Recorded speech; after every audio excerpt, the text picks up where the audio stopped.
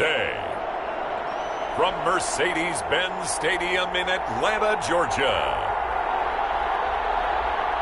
it's Week 4 of the NFL on EA Sports.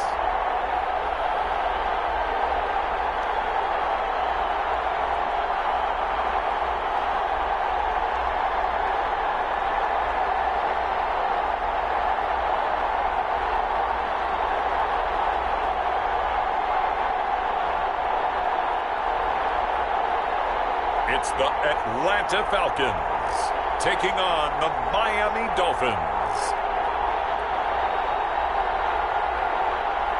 First opened in 2017, there's a look at the beautiful state-of-the-art Mercedes-Benz Stadium here in Atlanta, GA.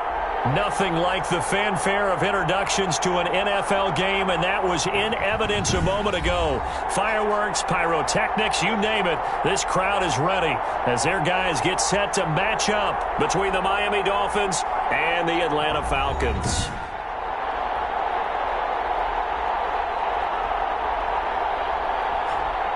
Hello again, everyone. Brandon Gaudin along with Charles Davis. And, Charles, we take a look at this Falcons team as they interplay. And losers their last time out, so they'll look to make amends here. And one of the best ways you can do that is to be at home, and they are. They're going to try and ride that home crowd and that wave of emotion to a victory in this one. Meanwhile, for our visitors, the Dolphins, they come in feeling good after back-to-back victories.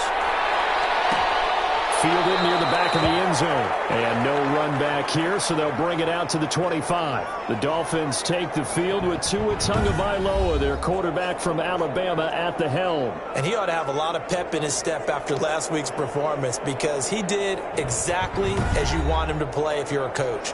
3 touchdown passes, 0 interceptions, which usually means you're making a lot of right decisions out there. And got him the win.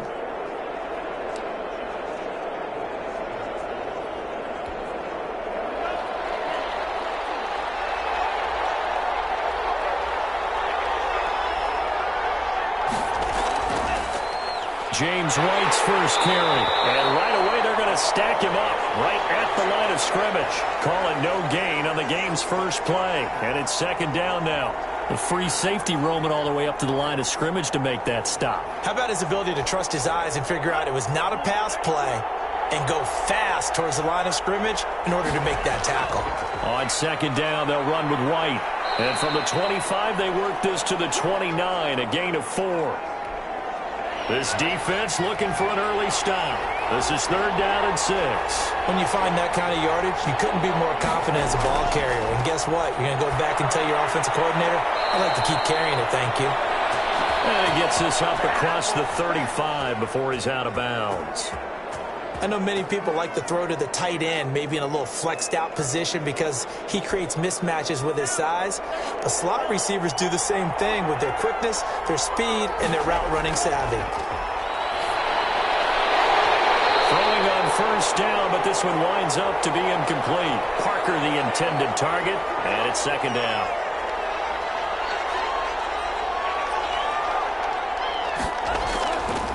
Tagovailoa working out of the gun. Throwing over the middle, and it's incomplete. Now they face a 3rd and 10 after back-to-back incompletions. Tua to throw again. That's caught by his big tight end, Mike Gesicki. And he is going to have the Dolphins first down as they're able to get the third down conversion. Tua finding Gesicki there for a Dolphin first.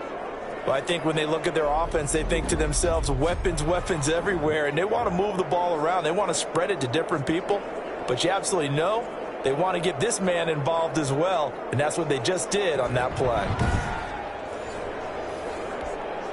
A couple of first downs on the drive already, as they'll go from the 47 now on first down. Now a first carry for their fullback. He had a great strong move, but he'll still be stopped shy of midfield.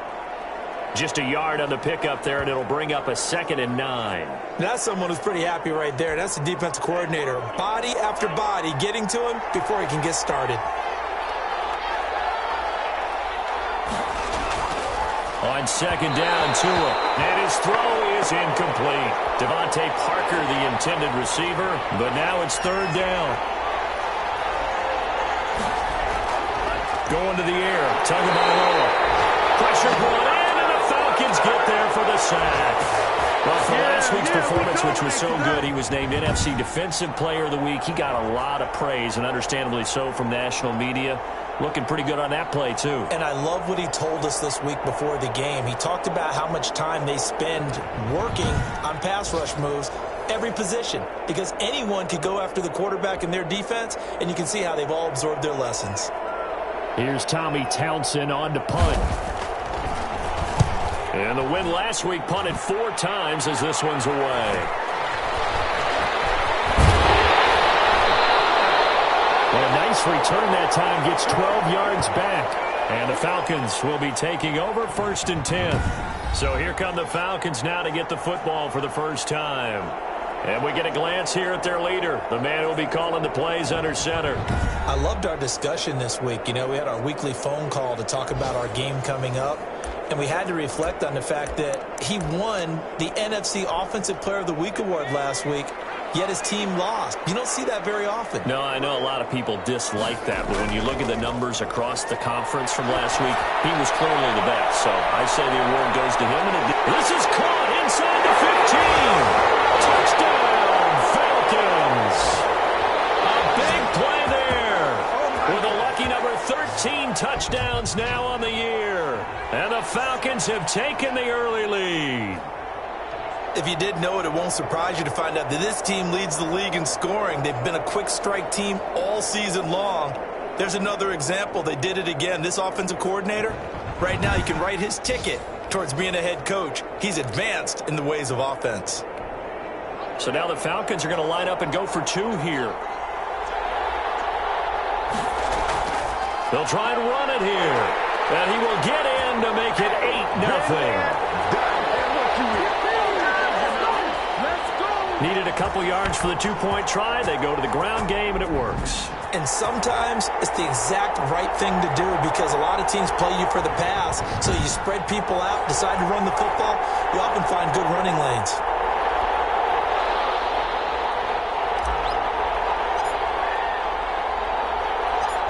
Set now to kick this one away, and off it goes.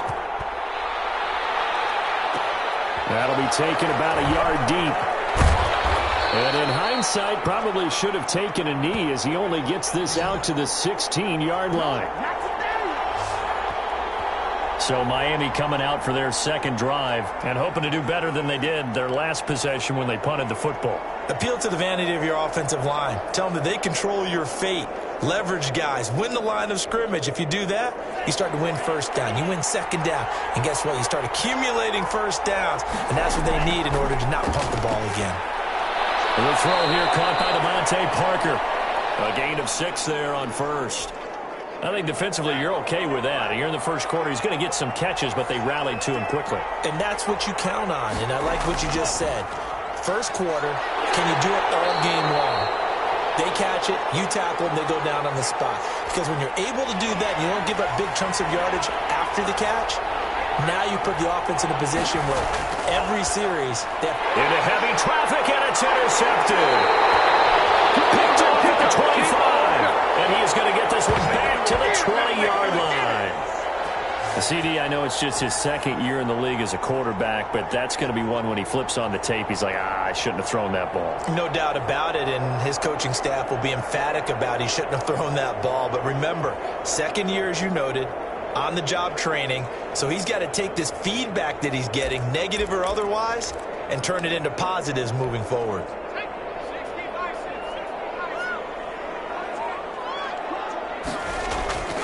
Here's a play fake as they set up to throw. Flushed out right. He's going to take off with it. And he gets it inside the 10 to the 9. Nothing open downfield. He keeps it himself for 11 and a first down. Man, defensively, that hurts. They got him out of his rhythm. They had him hemmed in, but somehow he was able to tuck it away and get away for a gain.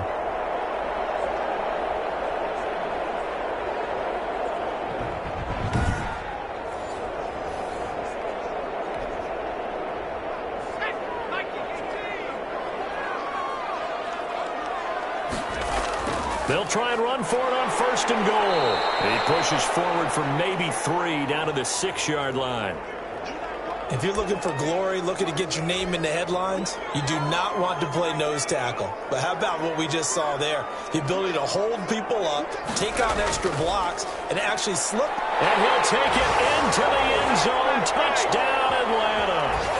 A great effort there with touchdown number 7 on the year. And the Falcons will extend their lead. People always talk about one of his biggest strengths, running the football, vision, and he found the spot there, went into the end zone. You're exactly right about that. It wasn't just the vision, right? Once he saw the gap, decisiveness, made up his mind, and about the power to finish the play. Not only did he get good blocking, he created his own space as well. Fighting him off, and he is in to make it 16-0. I think we're sensing a trend here. 2 first-half touchdowns. After going for 2 after the first score, CD, I thought maybe they would kick the PAT here. No, they get 2 more. No, they decided to really press the advantage because, remember, getting the 2 after the first score, you've already got the other team back on their heels if they're going to mount a comeback. But to go up 2 scores and 2 two-point conversions, you've really got them thinking on the other sideline. The kickoff team on the field now as they will send this one away. This will make it into the end zone.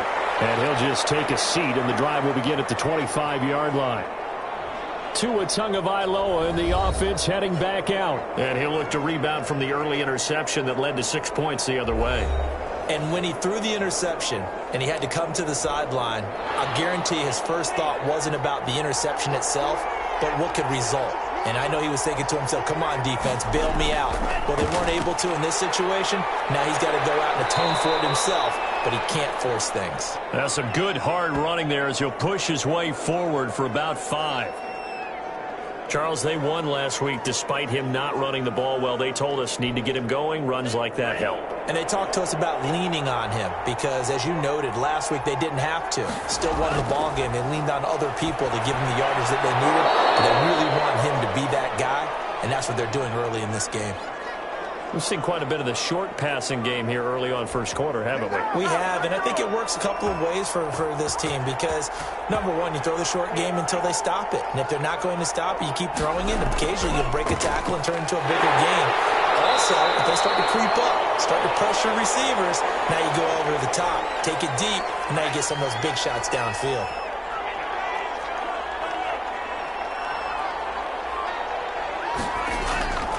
Tagovailoa to throw on second down here. He completes it right side away. And this will be good for a pickup of 9 to the 46. 9 yards, not quite enough, and they'll be left now with 3rd and 1. 3rd and 1, and Tua wants to throw it. And that's going to be incomplete. The coverage too good there. The contact popped the ball free, and it's 4th down. Here's Tommy Townsend now as he'll punt it away for the 2nd time. His first punt, 45 yards. This looks good as well. And did he put that on a dime? He did. Wow. Out of bounds at the 1-yard line. We're certainly not going to see a better punt than that. Definitely taking a chance because if that thing clips the pylon, it comes out to the 20, but instead it goes out of bounds at the 1-yard line. Here comes the Atlanta offense now ready to take over here. And a bit of a daunting task here for this offense as they'll start out at the 1-yard line. I guess you could easily say there's a whole lot of real estate in front of them if they want to achieve their goal, which is get to the other end zone. Yeah, 99 yards to go if they want to do just that. He's going to go for a big play downfield. And that is incomplete. He couldn't hold on through the contact. Brings up 2nd down. Brandon, we saw these defenders flying to the football in their win last week, and nothing has changed. They're still moving around quickly and forcing incompletions. Back to throw now in his own end zone. And this one incomplete. Too much contact to hold on to that one, and it's 3rd down. All right, let's go ahead and detail this situation here. 3rd and long coming up, back near your own goal line. I would be very hesitant about throwing the football in this situation. Maybe just run up the middle? Yeah, I think that might be the spot for them. You got to try and find some space for your punter because you don't want him backed up where he has to alter what he does. And he's got his big tight end over the middle, complete. He's at the 40, past the 20. Touchdown, Falcons. A big play there. 99 yards. And the Falcons will add on to their lead. A nice throw there by the second-year quarterback. And I don't believe that was the kind of play he would have made as a rookie because usually your rookie season is a continuation of your college days. A lot of one read, and if you don't have it, you just take off and go. Now he's settled in the pocket a little bit more, reading the field and getting to a second and sometimes third progression. That was a nice play. They're going to keep it on the ground. And he's going to go down right at the line of scrimmage. The defense left him with nowhere to go, and the try for two is denied. The third time wasn't a charm. They got the first two-point tries. Still have the lead, but couldn't get the third. Okay, so they didn't get this one, but I have to ask you, what matchup are they seeing that they feel that confident to go for two so often? Yeah, and we talk about this a lot, but it has to be something, you're right, that they saw all week, correct? Definitely game plan for, felt good about being aggressive and going for it, and right up until that one, they had gotten 2 for 2. The kickoff unit is out on the field, and they will send this one away. That'll be taken about a yard deep. And only able to get this to the 19, so probably should have opted for the touchback. Out comes the Miami offensive unit now. They get set to take over. And down on the scoreboard, certainly needing to avoid what happened on the last drive, punting the football. Sense of urgency has to take over for them here. They know the score. They know the situation. And by the way, the punter no longer exists for their offense. That's how they have to treat this drive. They need points. Big time. And a short pickup there as he'll take this up to right around the 20. Give him a couple on the carry there. 2nd and 8.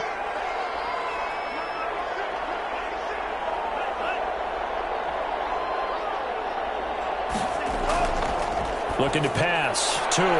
It's a short one here. Complete to the tight end. And he's going to get this one across the 30-yard line.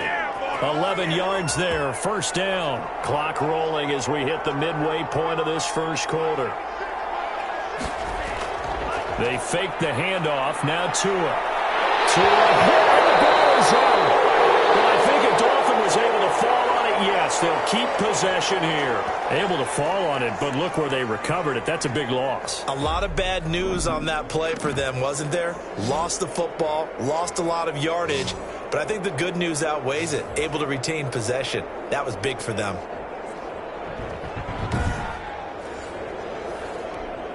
The fumble on first down. Now here's 2nd down.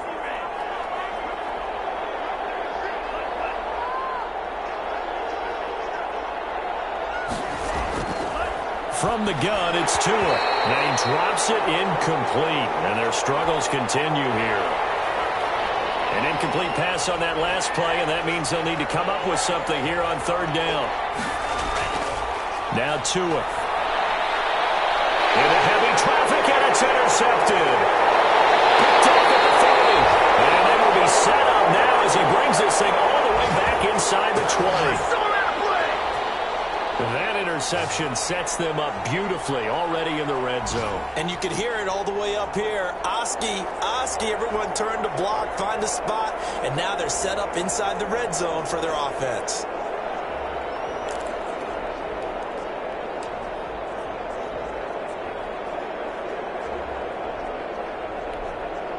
So here's a 1st and 10 now down inside the 20. They'll look to throw here.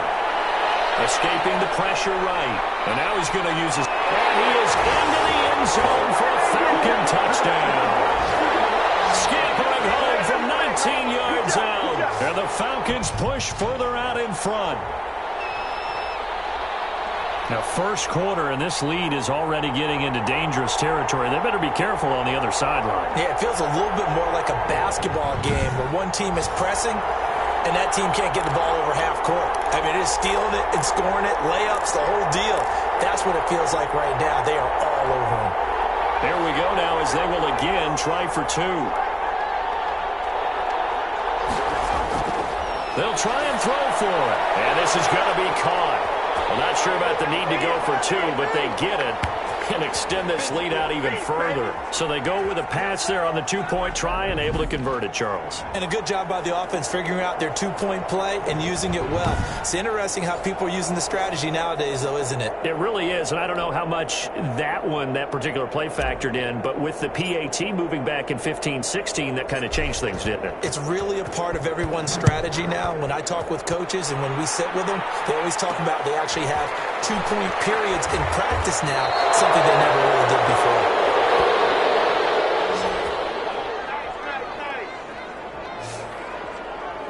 Miami set to take over. They've got to be absolutely reeling right now. Couldn't have expected to be down this big this early, but that's the spot they're in as they come up to try again here.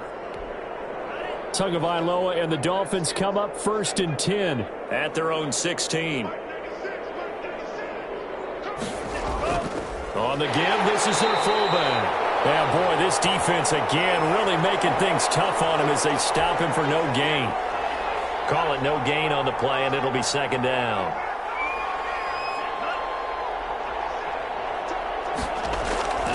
Tua wants to throw it on 2nd down. Firing quickly here, and that's complete. Now, that's often a surprise for the defensive guys when they see the big fella slide out of the backfield and catch the ball. Not something they usually go over in practice very often.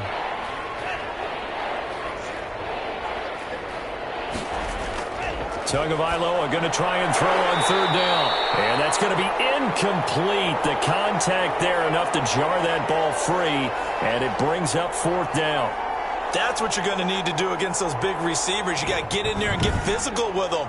That time he got in close, got in tight, and knocked the ball away. The Dolphins will send out the punter now as he's on here to punt it away. And he's getting a workout here in this first quarter as he gets it away. That's taking it around the 40. 35 yards that time on the punt. And this offense will take over right at the midfield stripe with a 1st and 10. Atlanta now coming out on the field. And for them, a touchdown their last go-around. Obviously, they'll be hoping to do that again. And when you start plotting for this drive, when you start thinking to yourself, okay, what are we going to do? You don't go away from what you did before because that worked, but you have to be prepared for wrinkles and counters because you know they'll make some adjustments. From the midfield stripe, they'll look to throw. He's going to wind up and air it out. Touchdown, Falcons! Play there. Hitting double digits with his 10th touchdown of the season. And the Falcons continue to pour it on. Okay, we need to double check here with Marvin because he keeps all of our good stats. But what I've got is 5 drives, 5 touchdowns, and they've got a nice, healthy lead. Well, after the first drive, we thought things might be clicking. They're really clicking at this point. They're clicking about as much as they can click. And right I just said click a lot. Yes, you did, but that's okay because the guy who's coordinating the defense, trying to slow them down. Good luck. He's going to have hair that looks like mine very soon. Not much of it. And he will not make it to the goal line as his try for 2 is going to come up empty. But that's little consolation to this defense as they have been porous all game long.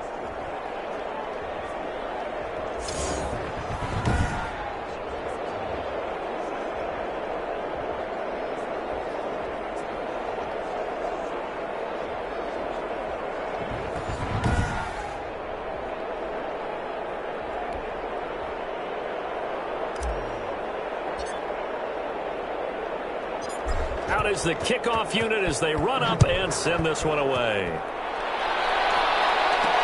That'll be taken about a yard deep. And he'll be brought down shy of the 20, so the decision to bring it out of the end zone, not a good one. Yes, sir. The Dolphins ready to take over on offense. And on the last go-around, they really couldn't get anything going. They had to punt from deep inside their own territory, which means they're going to lose the field position battle as a general rule. What they're looking for now is a little more consistency, move the ball at least a few times on offense, get a couple of first downs, and hopefully flip the field. Yeah, just something to build off of. That's what they're looking for here. And the Dolphins now with a 1st and 10 at their own 18. A give to the fullback on the dive. Credit him with a 1-yard gain there to make it 2nd and 9. Not a lot of headway on that carry, but when you're dealing with a defensive line that can cover up your center, sometimes you got to think about getting out of that play. Not going to be a lot of space when that happens. Now an open man. That's the tight end, Gesicki. It's complete. And they're able to get this one across the 35. Now after the completion, we're going to get a timeout, an injured player. Well, he gets attended to. We'll step aside.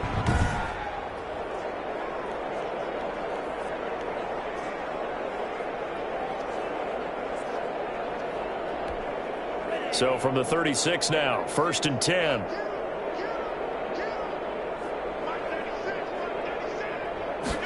And they run the option here on 1st and 10. And the Falcons get there. The Falcons get the sack. Down he goes. Well, someone's closing in on the league lead in sacks. He came into the game in the top 5. Now you add 2 more to his total.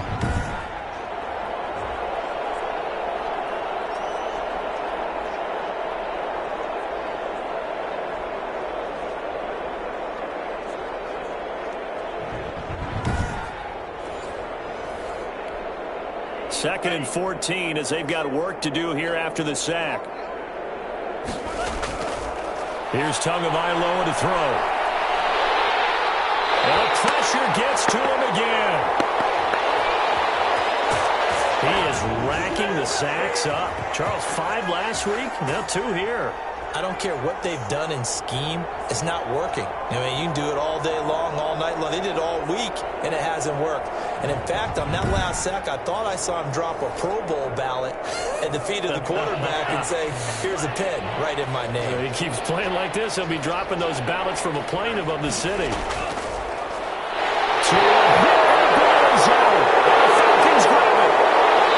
Fantastic field possession has them just outside the 10 at the 11-yard line in the red zone.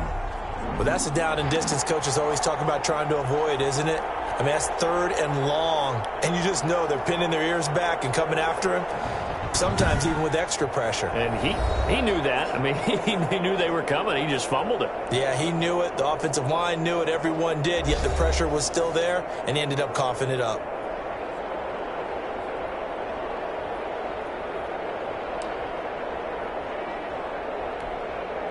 Coming out with a jumbo package to start the drive. The play-action fake. They'll look to throw. And this is caught for a Falcon touchdown. An 11-yard touchdown as his guys continue to put this one out of reach. As far as tight ends go, if you get 3 or 4 touchdowns in a season, that's usually counted as a pretty good year. And CD, he just hit double digits. That's 10 touchdowns for him now. Yeah, and that's something you really have to applaud. That's elite-level production.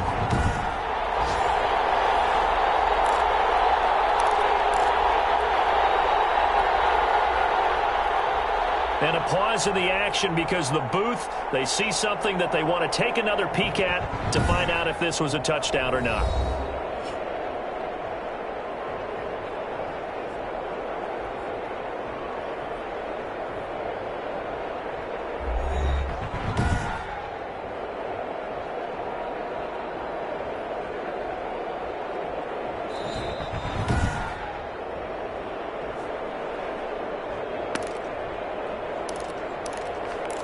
It took them an extra look, but they found out it is a touchdown indeed. The official says this one counts. And now once again, they'll line up to go for 2. They'll look to throw. And unable to connect. They don't get the 2-point conversion here. Should have been picked. Probably doesn't matter on a 2-point conversion, but still, As a former DB, you want to grab that ball when you can, don't you? You certainly do, and don't say it, because I know you're thinking it. Don't say it. What am I thinking? You know what I know what you're thinking. Well, if he'd had hands, he'd be playing on offense, right? That's true. You've said that before.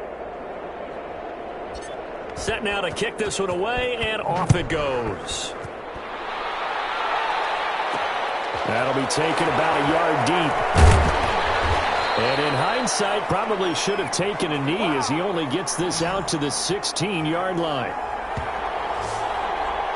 Out comes the Miami offensive unit now. They get set to take over. And they had the fumble last time that led to a touchdown. That's a no-no. We'll see what they do here this go-around. A big no-no. Put that in capital letters. Turning it over, the other team takes it down and scores. That can be a deflator for a football team. Now it's up to the offense to get back out on the field and pick things up. Well, they're out there. We'll see if they can pick those things back up. 2 yards on the carry there. It'll be second down. Certainly a nice job there by the defense rallying to the football and getting him on the ground, but I think the play gets made by the defensive front, because if they can't get upfield, their job is to go ahead and get low, almost get into a ball sometimes, stack things up, and make it difficult for the runner to find a hole. And he stopped immediately there. 2 runs in a row, but only 2 yards to show for it.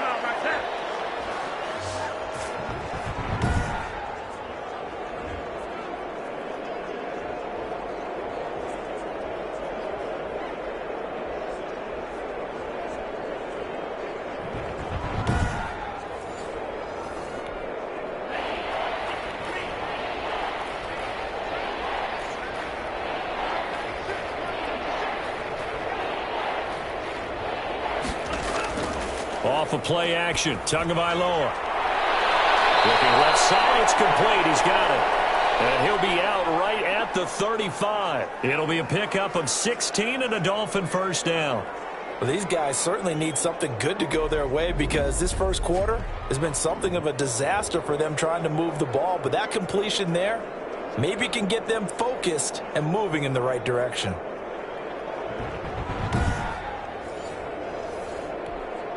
Ball up to the 35 now as they come up on 1st and 10. Tua sets up to pass it. It's complete to Parker, left side. 7 yards, the pickup there. Able to get 7 on that first down pass play. 2nd and 3. Now a carry for White.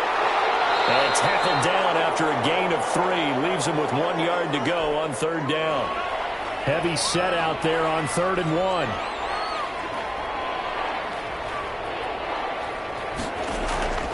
They'll try to pick this up on the ground with White. And down he goes, but the stiff arm utilized effectively there. And it helps them move the sticks. Exactly what they needed right there, because they needed to use the ground game to take some pressure off, because the quarterback's been struggling a little bit.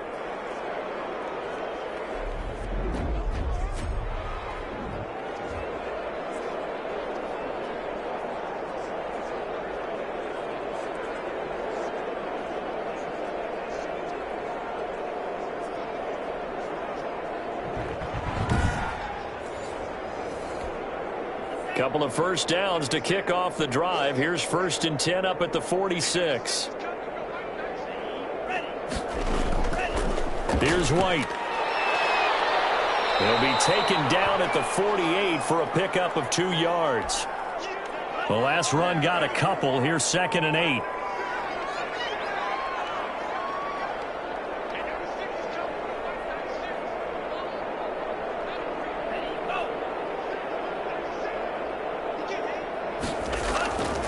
Now they'll throw with Tagovailoa. It's a short one here, complete to his tight end. And this will be stopped at the 44. That one good for 7 yards. The reception good for 7. It's 3rd down. Let's not quibble about the gain there on 2nd down. That was a positive play, because that was a take-what-you-can-get situation. Got out to the tight end. Now it gives them a much better opportunity to convert on 3rd down. This will be play number 8 here on the drive. It's 3rd and a yard.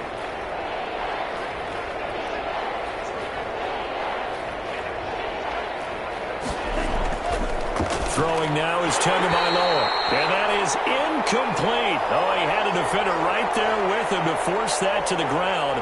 And fourth down now coming up. Normally being a big-bodied receiver plays to their advantage downfield. Go up and make the catch, take the hit, and pick up yardage. But in this case, the hit was timed really well and popped it free from his grasp.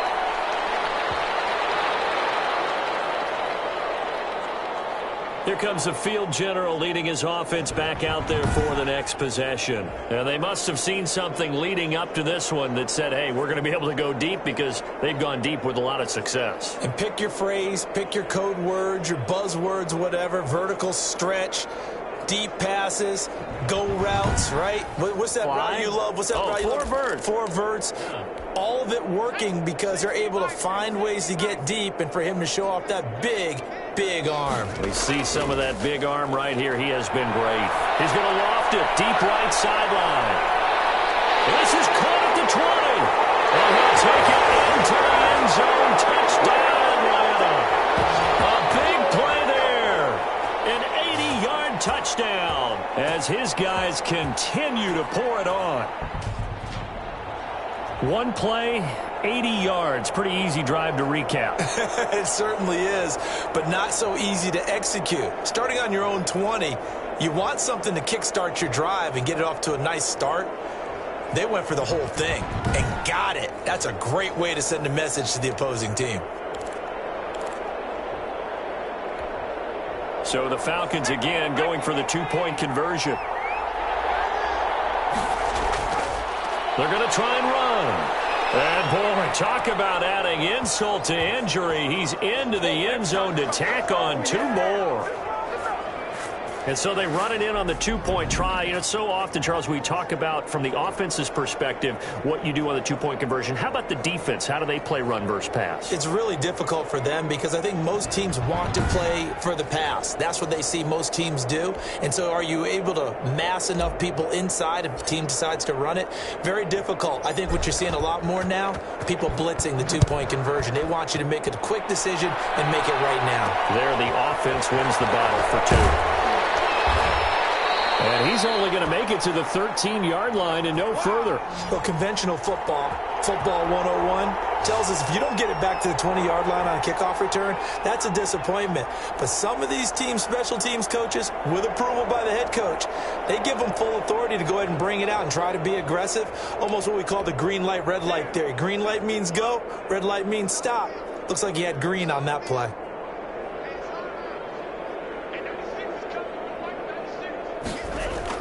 On first down, Tagovailoa. It's a short one here, complete to the tight end. The ball comes out, but this will fortunately wind up out of bounds. They're already trailing here in this first quarter. Last thing they needed was to cough the football. Well, they coughed it up, but luckily for them, it went out of bounds. Yeah, still a long way to go, but when you're losing, every possession takes on a little bit more importance, doesn't it? And in that case, they almost made this game a lot more difficult for themselves by turning it over. Fortunate there.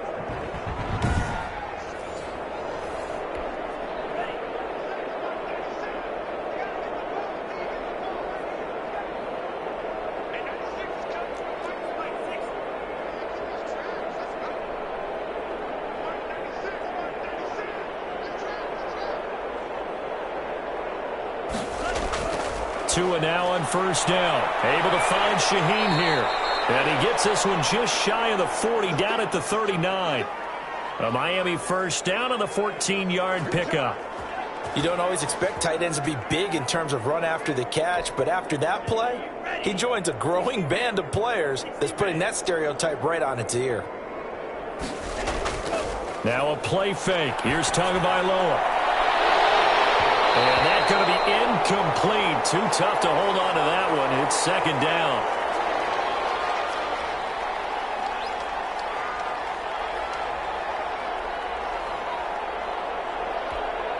And this should be the final play before the quarter ends.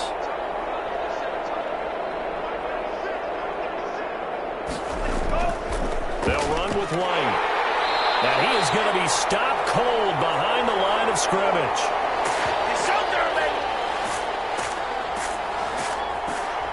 An entertaining start to this one. More to come on EA Sports.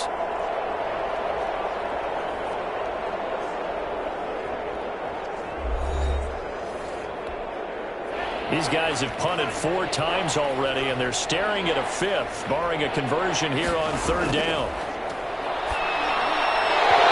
And he will not be able to hang on through the contact. It's incomplete. The coverage strong, and now it's 4th down. He did a fine job there of not hitting him before the ball arrived, and I've got to tell you, you can often mistime that play because of the angles of approach. When you're going to get him, sometimes you panic as well and think, I've got to be there right now. Instead, in this case, timed it perfectly and knocked it free. The Dolphins will send out the punter now as he's on for the 5th time here today. A 40-yard punt, 5 yards on the return, and the offense will take over with a new set of downs. Here again comes the captain of this offense leading his crew back out there now. And how about the start so far, Charles? 3 first-half touchdown passes. And that's how you generate excitement on a team. Keep your offense moving at a really high level. And it's also how you establish leadership by playing that well. 3 touchdown passes, that's the way to lead. Now he's just hoping for number 4.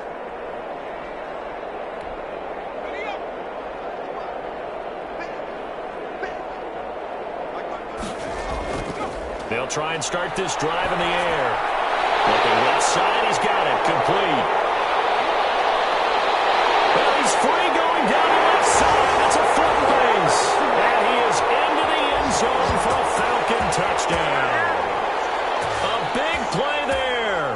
2 catches, 2 touchdowns here so far. And the Falcons add on. I don't think you can get any more efficient or tidy, whatever word you want to use in that. And 1 play, 75 yards, end zone.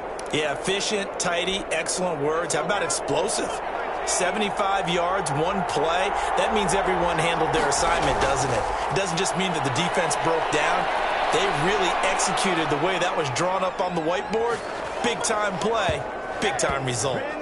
And they're able to ground it in there on the 2-point try. And you and I were talking before the game that 2-point conversions from the 15-16 season, what has changed, what hasn't changed, partner? Yeah, I'll tell you what's changed is just your normal strategy, because now you're either kicking the football with the ball on the 15-yard line, or if you decide to go for 2, they put it on the 2-yard line. So what are you thinking as a coach? Do I risk it? Do I go for it here? Do I try and gain a strategic advantage and maybe go for 2 early? That's what people are wondering about. Tua and the rest of the Dolphin offense heading back out. And boy, Charles, they have to find a way to just get him some time to breathe back there. He's been pressured throughout this game. And I'll bet in his mind he's thinking the focus shouldn't be on how many times I've gone down. It's where is it happening? Where are the breakdowns up front? He'll never say it publicly because good leaders don't do that. But they've got to figure out what's happening in the offensive line to keep people away from him so he actually has a chance to throw the football, because so far that has not been the case. 5 full sacks against him. I'm starting to wonder if this offensive line just simply doesn't like him. I mean, they've given up 6 sacks in this game.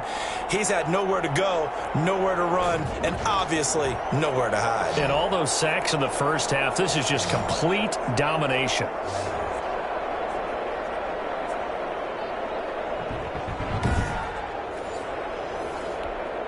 Sacks, a growing theme in this first half. This is 2nd and long.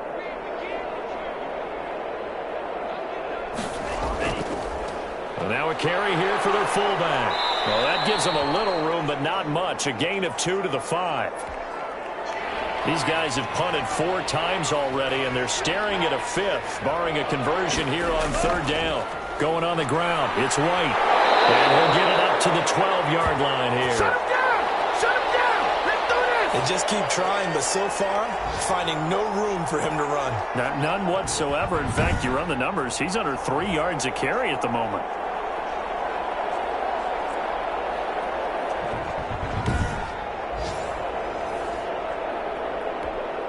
The Dolphins will send out the punter now, standing about a yard deep in his own end zone.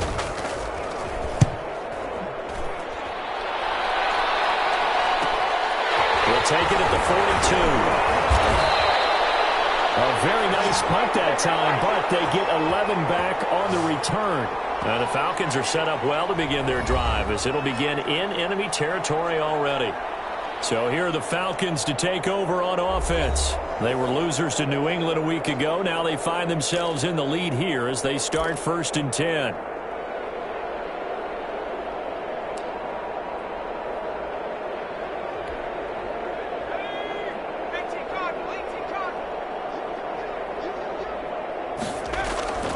They'll come out throwing here to start the drive. He'll rifle this one deep right side. And he bats it away, and it falls down incomplete. When you look at the scoreboard, you'd think they'd be pretty comfortable right now with this lead, but these guys are absolutely not going to let up. They want to increase their lead, and they want to do it with a big play. Unable to connect in that attempt. So now 2nd and 10 after the incompletion on 1st down. And they'll try the ground game here with the running back. And once again, the Dolphin defense holds firm as they'll stop him behind the line of scrimmage. 2 yards the loss, and now 3rd and 12. And that's what I'd like to see out of this defense, a little fire, a little toughness. It hasn't been the best first half for them, but they did do a nice job there, forcing a loss on that play.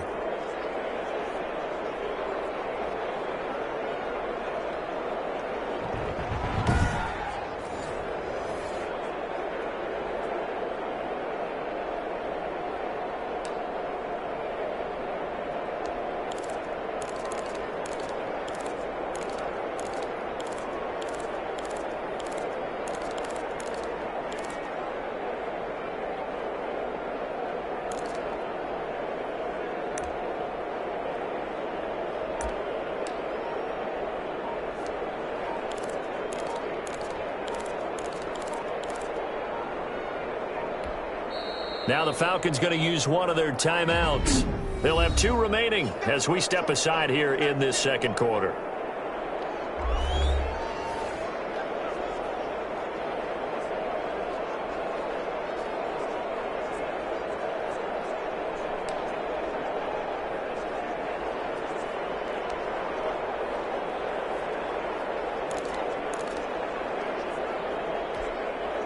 Dolphins bring on an extra defensive back on 3rd down. And to give this time to the tailback. And he gets this only to the 41. Not near enough for the first. He gets a good chunk of yards there, 8 all told, but they're still looking at a 4th down. Okay, he didn't break that one all the way, but you got to know that he feels like he's right on the verge, and that's probably exactly what he's telling them in the huddle right now.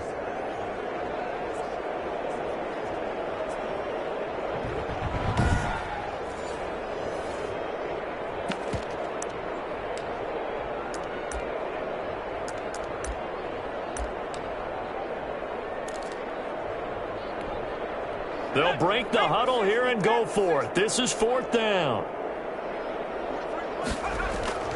Off the play fake, he'll look to throw.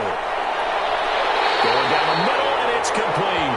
He'll get this one down near the 20-yard line, just shy of the 20. They were caught in no man's land that time, but the decision to go for it, that was the right one. It's a 1st down. And with that completion, he's now north of 200 yards here in the 1st half. Boy, a tough start for the secondary defensively. It is, and it's got to put a dent in their confidence. And, you know, you always want to keep that up and feel like you can always bounce back after plays. But with the kind of numbers he's putting up here, it's starting to wear on them a little bit, I think. So they're looking at each other and trying to figure out what defense will work and how can they play better without getting beat deep for big passes. A gain of 3, 2nd down. Just not a whole lot of room to operate there on that carry. No, not at all. They did a really nice job staying in their proper places and not allowing any lanes to open up.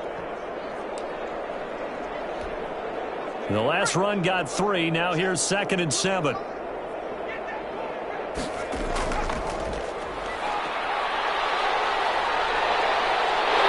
he'll take it into the end zone. Touchdown, Atlanta.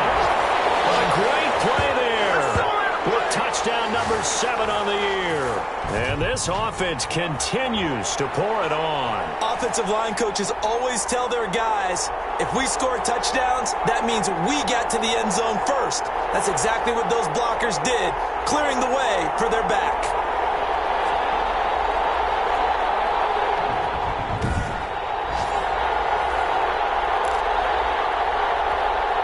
Here come the Falcons now as they will again line up and go for two. They'll try and run it up the middle. And they're just not going to let up as he is into the end zone here for two more. So they kept it on the ground, got it into the end zone. But Charles, sometimes you probably see teams treat a two-point conversion differently than if it was first and goal from the two, or I should say third and goal from the two. I agree with you totally on that. A lot of teams treat it as if they have farther to go and shy away from running the football. I think this is a great spot to do it because most teams play you for the pass. Go ahead and run and let your linemen surge and fire out. And the Dolphins are going to recover. A second quarter onside kick there that failed. Is that something that maybe they had dialed up before this game started? It feels like it, doesn't it? That they thought they had the right situation, you know, and the right approach in going after it. Also may signal that they feel like they have the superior team, that they can try these sorts of things and it won't come back and hurt them later. Oh, Tua going to be intercepted for the third time. Picked off near the 26. And they're going to set up shop at the 27-yard line. Boy, so another interception, CD, and it feels like he's starting to unravel a little bit. And as you would expect, still a work in progress here in his second season. He has to start ironing out some of these mistakes, though, because now his head coach, his offensive coaches, they have to evaluate whether you keep playing him and let him work through it, or you start thinking about going to his backup.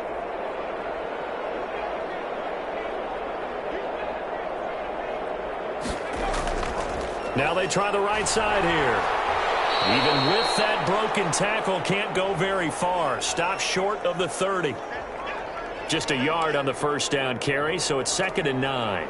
No doubt about it. A really nice job there by the defense, not allowing him to get to the perimeter. But that means your defensive ends, your outside linebackers, the guys that you pay big money to sack the quarterback, they also have to have interest in the running game as well. And they did a nice job there of holding the point of attack and not giving ground.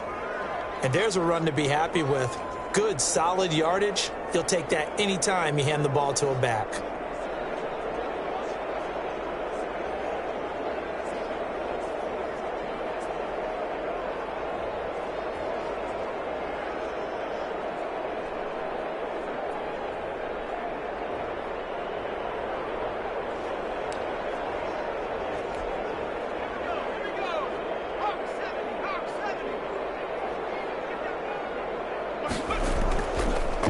They'll try and run with their fullback. And, boy, he is very close to a first down, but from where they're spotting that football, he's going to be a foot or so short. It'll be a gain of 4, but it won't be enough. It leaves them with a 4th down now. From this vantage point, they've got the lead here. So for me, that'd be enough to go ahead and punt the football and let my defense defend the long field. If you go for it, you don't get it, then you really put your defense in a tight spot. Yeah, but we never know what people ultimately will decide to do here on 4th and inches.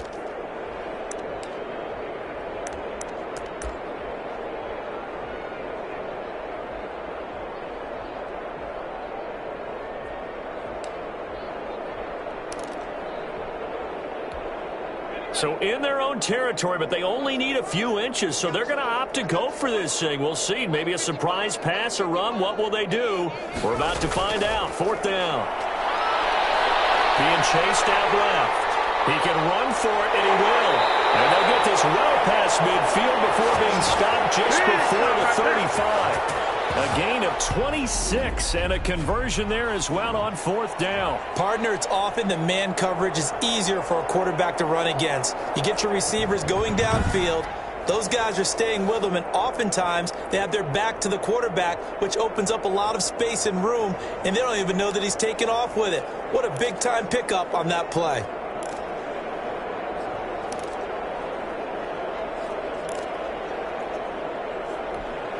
Line of scrimmage moves from one 37-yard line to the other as they come up 1st and 10. Now they'll switch it up here and look to throw. Going right side here, and that's complete. And inside the 20 before he's brought down. Add the gain here to the previous play, and it's better than 40 yards total. And with that last play, he's now up over that 300-yard mark. And in today's NFL, it almost feels routine. And I hate that when you talk about a 300-yard passing game. And he is into the end zone for a Falcon touchdown. A great effort there with his second touchdown of the game, number 8 on the season. And this offense is running away with this one. And always a good first half when you can hit pay dirt twice. And it never hurts to have that good feeling as the game moves on. Just think about halftime. If that's all he gets, he'll just sit there at the half and think, all right, 2 already. I can get some more. I can get some more. And he'll be encouraging his offensive line to create some space. Here we go now as they will again try for 2. They'll try and run it here. And, boy, talk about adding insult to injury. He's into the end zone to tack on 2 more. Only had a couple of yards to gain there on the 2-point conversion, and they were able to do it. And how many teams shy away from running the football in the 2-point conversion? They treat 2 yards as if it were 20. If you're a good team running the ball, go to your strength. Go ahead and push it into the end zone. Yeah, they did. It worked. And the Dolphins are going to recover. And that's why you have your hands team out there on the field. Those are the best guys ready to make that play. And let's face it, it was executed well. It wasn't a bad kick. It wasn't anything like that. Just that the normal outcome actually came to play. Analytics will tell you it's a very low possibility of getting the ball for the team kicking it in an onside kick situation. You're all about the numbers, aren't you? All about the numbers, baby. It's a new game now. They don't lie. Throwing to start the drive, but that one incomplete. After the incomplete pass, here now is 2nd and 10.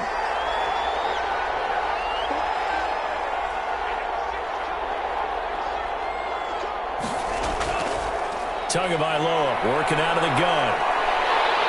Pressure brought in, and the Falcons get there for the sack. Offensively, they're going to have to figure this out before next week. 7 sacks in 1 game. Yeah, and that's more than any quarterback should have to bear. And if this continues on, there will be another quarterback in the game because no one can stand up to this week after week.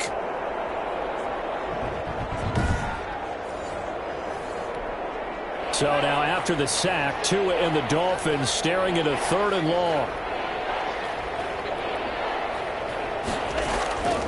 Here's Tua. Wide open receiver complete. And he'll be brought down, it looks like right at the 40. They'll get 19 out of this, but it will still bring up a 4th down. I don't know how many times, not just in my playing career, but you and I working together, have we ever heard a coach say, you know, I just don't have that play on my call sheet. And that's really what we had here. That was a big hole they were trying to get out of. Yeah, big gain, still a ways to go, though. And no move to get the offense off the field. They're going on 4th and 5. Tagovailoa going for it on 4th down. And that is going to be incomplete. The Dolphins can't convert on 4th down. And the Falcons' defense stands tall. They'll get the football back. So the defense has to stay out and get one more stop. They were able to do it, forcing the incompletion. So on their record, that goes down as a successful play. Doesn't matter how they got there, how it happened. They got it done. They're the ones that are jubilant.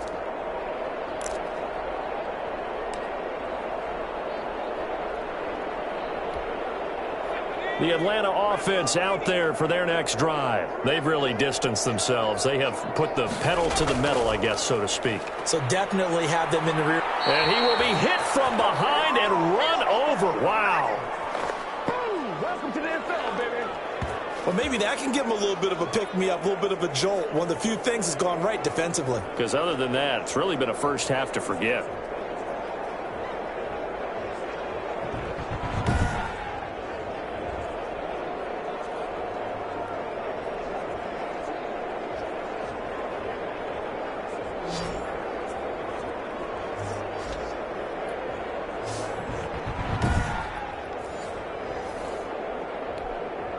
After the sack, here's 2nd and 11. Now a handoff here to his running back. And he'll be brought down just shy of the 45. 4 yards on the pickup there as they get it back to a more manageable 3rd and 7.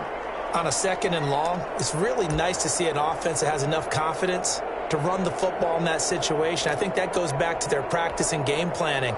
They've seen things that they've seen on tape and in previous games that led them to believe that even in a long-distance situation, they can still run the football and gain enough yardage to put themselves in a good spot on 3rd down. Nice call. Touchdown, Falcons.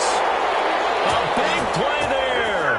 His 3rd touchdown now on the year. And the Falcons continue to pour it on. Well, you know he can be explosive, and he's ultra-explosive there on the fly route. And you know how many times we've talked to coaches and we've had quoted back to us, well, you know something? When you execute really well, it doesn't matter if they know it's coming or not. Well, sometimes athleticism beats you as well. He just took off and went. That's almost like one of your Turkey Bowl games, isn't it? Just go long, Backyard. man. I'll hit you. And it worked really well for them. They're going to keep it on the ground. And they are just not going to let up as he is into the end zone here for 2 more.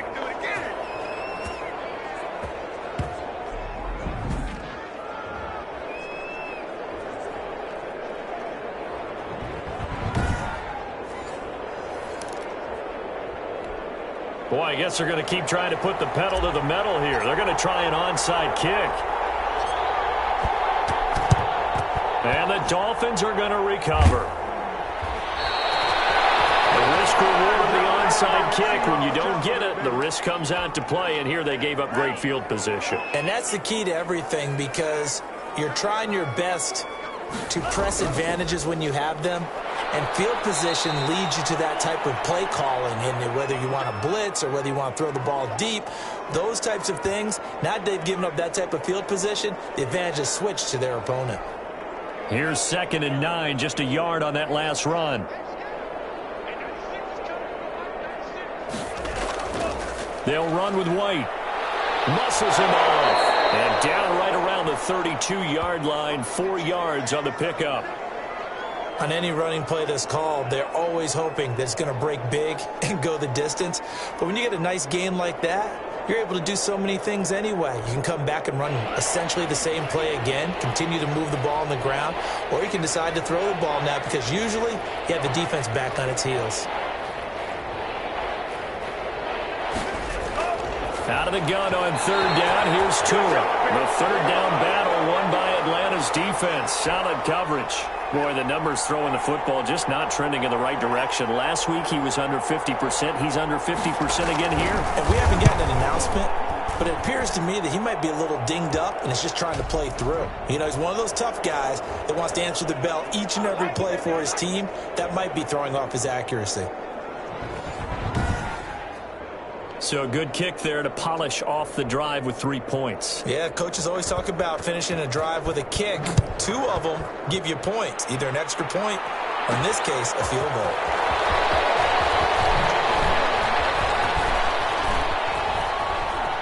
Look at the spin. And he takes this near the 25. Just a little pass there. Called it the 26.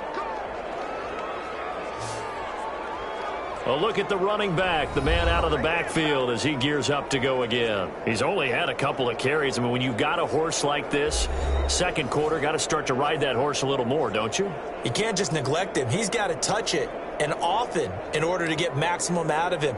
Typically, these types of backs, it's the accumulation of carries, and that's when you see the damage as the game goes on. Yeah, let's see. They're going to try to get him into the flow, we would assume here. He'll buy some time right. Now he'll pull it down. Oh, he's got some breathing room. And they're going to have this across midfield and inside the 45. Big yardage there on the scramble. It gets him a 1st down. And he'll give it here to his running back. He's got the 1st down here inside the 30. And finally marked down at the 23. It's another 1st down as this time they get an even 20. We both know it's difficult, but they've made it look effortless out there. Through the air, on the ground, they've moved the ball with relative ease.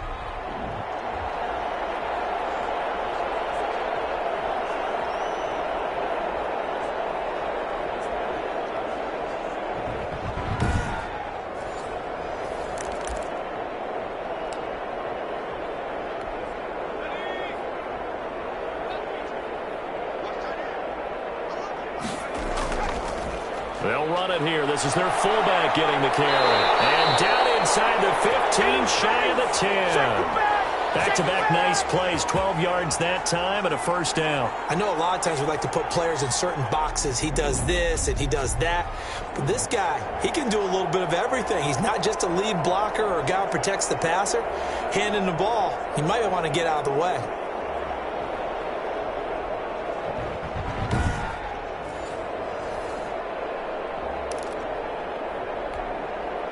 Now a 1st and 10 at the 11. And again, they'll go right back to their fullback. And he tries to power forward, but he will not get back to the line of scrimmage. He'll lose a yard there, and it's 2nd and 11. Well, they've had success on the ground on this drive, and that makes the defense more likely to overcommit to stop the run as they did on that play. But keep in mind, it makes them susceptible to play-action passes as well.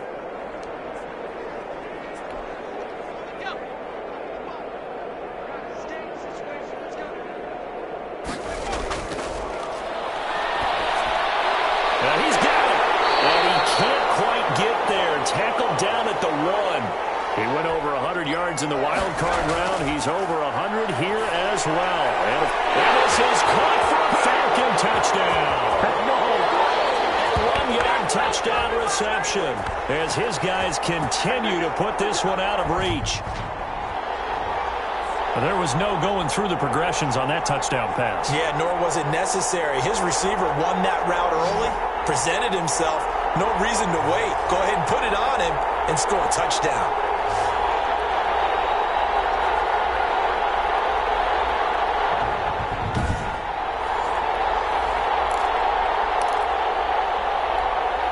And now once again, they'll line up to go for 2. They're going to try and run. And, boy, talk about adding insult to injury. He's into the end zone to tack on 2 more.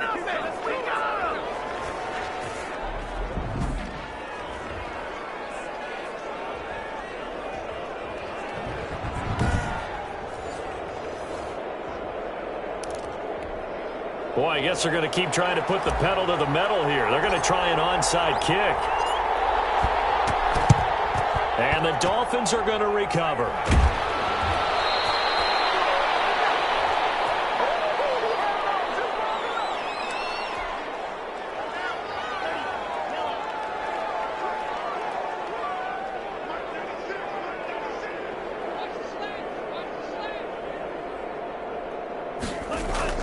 Here's Tagovailoa on 1st and 10. And the Falcons get there. The Falcons get the sack. Down he goes. I'm starting to feel for that quarterback back there. I mean, you know me. Normally, don't have a lot of empathy for the QB, right? In this case, definitely. He's been on constant duress this entire game. I don't know how he's surviving back there. And to think, there's still a long way to go in this football game.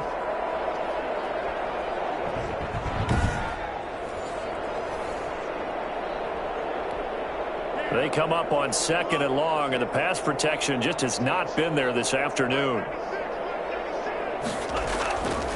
Well, they've gone to their fullback quite a bit. He'll get it again. And nothing doing here as this time the run maybe gets him back to the line of scrimmage, but that's it. These guys have punted 4 times already, and they're staring at a 5th, barring a conversion here on 3rd down. And that's knocked away and incomplete. The passing game not in sync here early, and now it's 4th down. They certainly had good starting field position on that drive, but couldn't do anything with it after 3 plays. Have to admit that that's a disappointing end to excellent field position. When that drive started, they had 6 points that they were thinking about. That'll go as a 39-yard punt, give him 9 on the return. And possession will switch hands, 1st and 10. Atlanta prepped and readied for its next possession. And it's a unit last drive that did it all on the ground, Charles. And they controlled it from the interior, big on big, right? Offensive lineman versus defensive lineman. But you know, in order to keep the football moving downfield, other people have to get involved as well. Your wide receivers, your tight ends, lead runners, anything that you have possible to get in front and keep the ball moving. And now the defense may be looking out for a pass coming up. He's going to let this one go deep. This is caught at the 20. And he'll take it into the end zone. Touchdown.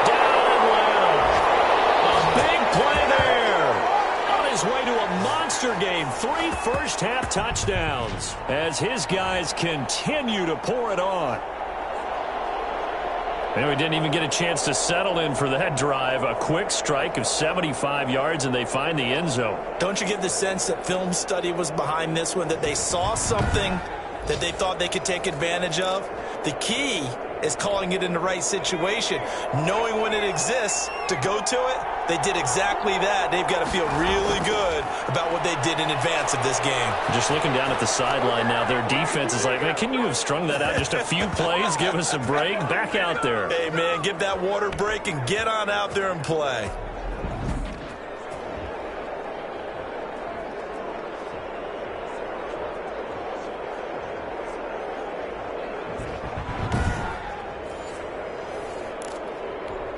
Boy, I guess they're going to keep trying to put the pedal to the metal here. They're going to try an onside kick. And the Dolphins are going to recover. There you go. Got him again. Got him again. Got him again. Let's do this.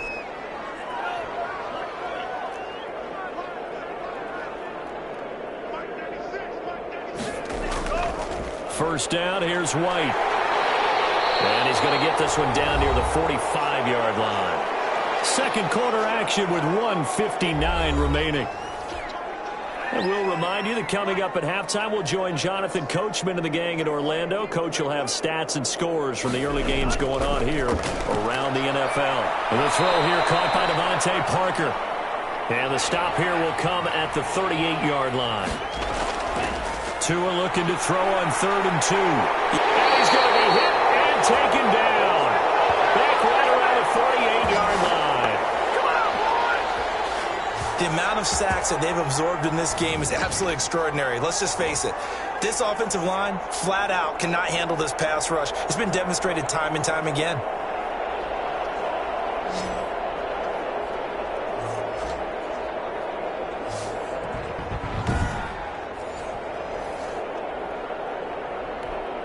The Dolphins will send out the punter now as the drive goes backwards, so he's on to punt it away. This is away, but boy, headed straight for the sidelines. And this will be out of bounds. Now it's a question of where they'll mark it, and they'll say it crosses at the 11-yard line. Getting set to go again as we look at the back, heading onto the field again. And he's had his chances in this game. He just hasn't been able to find any daylight so far. Patience, patience, patience. And that's the hard part for a runner because they expect every run to be a big one for something to pop. So they have to sometimes go through the struggles before it happens for them later in the game. But you got to give credit to the rest of the team. They've worked around the fact that he hasn't had his normal big game. Yeah, despite his struggles, still winning here in the second quarter. He sets to fire deep. And knocks the ball away, and it falls incomplete. Early on, the running game's been working well, and the offensive line has been pleased by that. The thought process there, catch those safeties creeping up, trying to help against the running game. They tried to hit them over the top, unsuccessfully. He's going to take another shot here. And it will be incomplete. Trying to dial up the long one way out there, but it'll be 3rd down. So back-to-back incompletions, and that has him staring at a 3rd and 10. They'll drop the throw. Now they go screen. It's complete. And he's able to get this one all the way past the 30. Great way to convert on 3rd down there. 21 yards the play. He's going to rifle one deep left side. This is caught inside the 15. And he'll be marked down deep on Miami's side of the field. The Falcons going to use the second of their timeouts as the clock will stop with 18 seconds to go in the first half.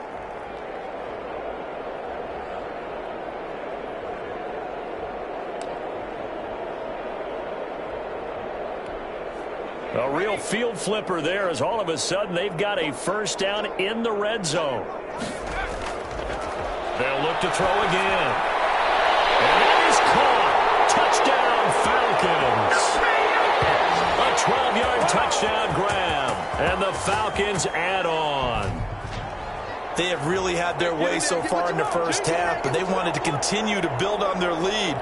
They know that no lead is safe in this league, so they decided to try their best to get one more as they headed into the half, and they got it done.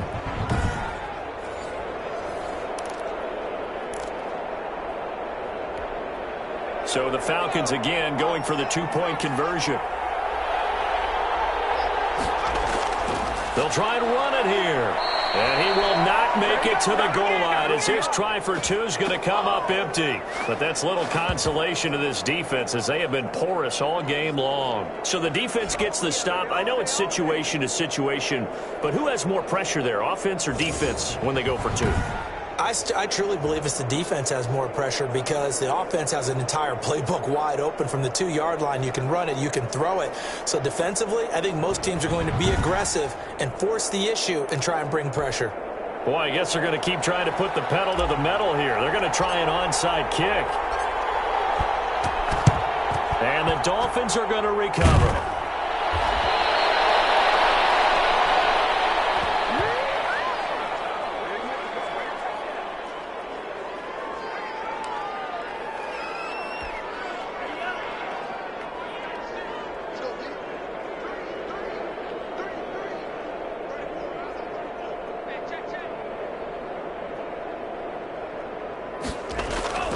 Two and now on first down. And he's going to be swallowed up. Sacked back at the 45-yard line. Now a timeout taken. Perhaps a chance for one more quick play and then another timeout if they hurry. We'll see. And over the middle, this is Parker. And he'll be brought down, it looks like right at the 40. And we're going to get a timeout with 2 seconds remaining in the second quarter. So with 2 ticks left here in the half, on is the field goal unit. They'll spot it at the 47, so call it a 57-yard attempt. And now they'll take a timeout defensively. After the second down play, they burn the timeout, making them sweat out the final few ticks here in the second quarter. So with 2 ticks left here in the half, on is the field goal unit. They'll spot it at the 47, so call it a 57-yard attempt. And this is off target to the left. Didn't get there anyway. It's no good. We have hit halftime. Still 2 more quarters to go. We'll take a timeout. We'll be back after this. You're watching the NFL, and it's on EA Sports. It's in the game. All right, Brandon, we'll get back to you guys in a bit. But first, let's take a look around the NFL here on this first Sunday of October. We'll get started over at the Mercedes-Benz Superdome in New Orleans. And that's been a back-and-forth game, all tied in the second quarter. We'll stay in the NFC North as we head over to Minneapolis to check on the Vikings at home in U.S. Bank Stadium. And they trail that one over the visiting Green Bay Packers. Aaron Rodgers carving them up with 3 touchdown passes. Lastly, let's get you to MetLife Stadium to see what's happening with the Giants at home in East Rutherford. And that one all even as they play the visiting Carolina Panthers.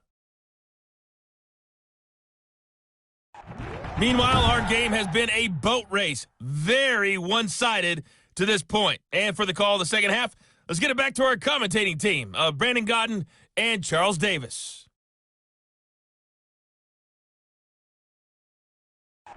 All right, Coach, thank you, and we welcome everyone back for quarter number 3. The Falcons back to receive. They've got the lead, and they'll get this football as the second half gets underway. That'll be taken about a yard deep. And he'll be brought down at the 28-yard line, so the decision to bring it out of the end zone gets him 3 more. Here comes the Atlanta offense now ready to take over here. They built a good first-half lead. Now they have a chance to add on to it. And what I'm thinking is that the offensive staff spent the entire halftime just working with them on, here's what we think they're going to do to attack us in the second half. Nice first half that we've had, guys, but be prepared for some change-ups. We're going to see them when we kick it off in the second half. See how they handle any adjustments that might be made defensively. Going for the deep ball.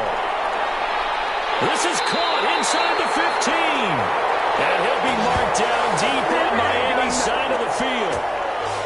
It's a big play there for Atlanta. 64 yards. That's a big-time pitch and catch right there. And, partner, I remember the days when quarterbacks would try this.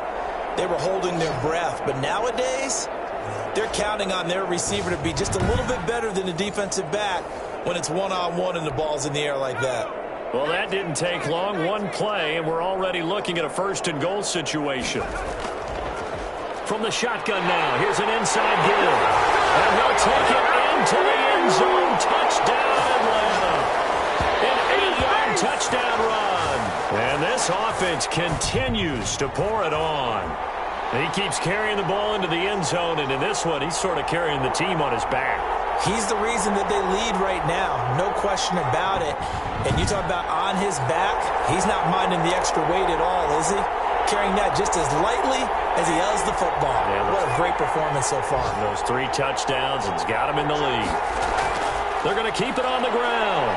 And he is into the end zone again as he scores both the touchdown and the 2-point conversion to extend this lead. Well, I guess when you're hot, you're hot. I mean, I would just go ahead and take the extra point and move on, but apparently they've got something to prove. Almost feels like something was said this week, and they wanted to make sure that they laid it on them in this game.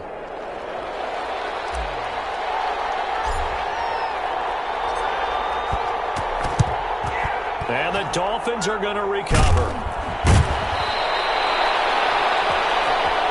Oh, yeah, good job, fellas, good job.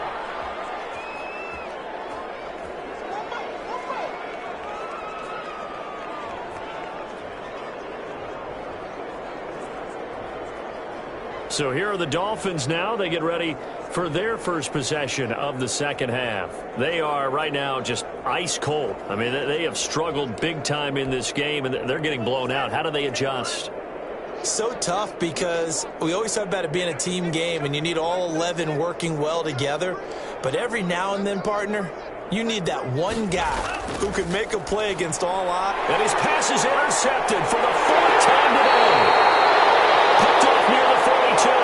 And the return stops just a few yards shy of midfield. They'll spot the ball at the 47-yard line. This interception will go on the record of the quarterback, but as a receiver, you've got to understand where you are in the field. Middle portion, you know it's going to come in hot. Square your body to the quarterback and be ready to make the catch.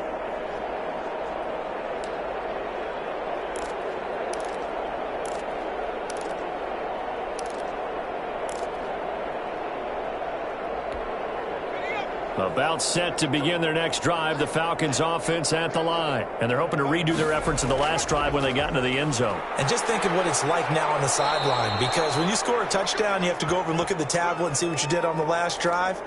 When you scored points, it's a whole lot better view than when you're trying to figure out how to fix things there. The last run got 6, now 2nd and 4. They'll set up to throw. It's intercepted.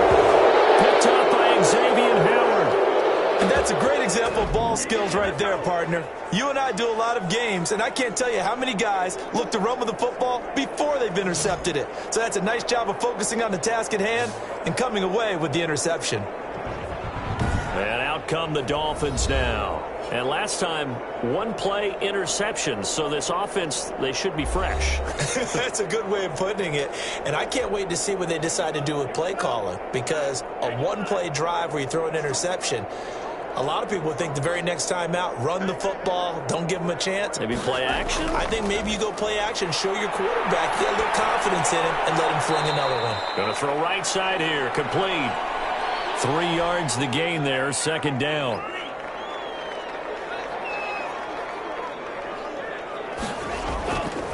From the gun, it's Tua. Now thrown to Parker, complete on the slant. And they're going to have this across midfield and inside the 45. Boy, he ran free there after the catch as that winds up going for 38. We know play callers can be very creative in this game today, but sometimes when they've got receivers with speed like this, they don't need to design incredibly complex calls. Sometimes it's just get the ball in his hands and let him do his thing. In a sense, less can become more, and it was right there. So the big play gets him across midfield now for 1st and 10.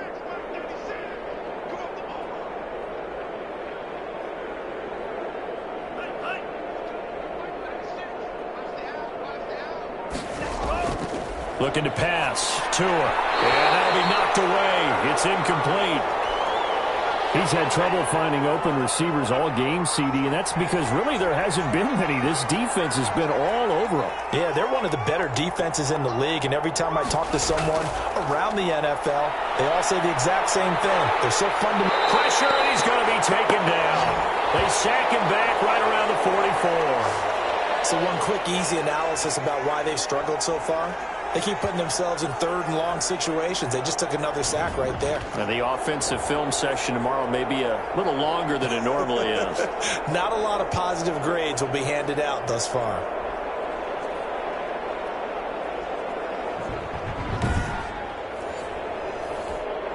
So now after the sack, Tua and the Dolphins staring at a third and long.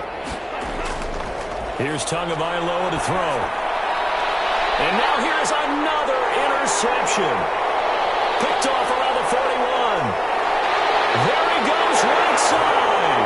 And he takes this one back into the end zone, and the Falcon defense has a touchdown. Make it back-to-back weeks now with a pick six for him. He had one a week ago. Talk about being in the groove, and what are the odds of what we're seeing right here? You don't see it happen very often. Listen, if you get a pick six in a season, it's been a big year, let alone back-to-back weeks. Tell you this, I wouldn't play cards against this guy in the locker room. The defense more than did its job. Now the offense is summoned onto the field as they'll go for two. They're going to try and run. And they're just not going to let up as he is into the end zone here for two more. I think this is just going to be a function of the times we live in now. Very similar to the bat flip in baseball.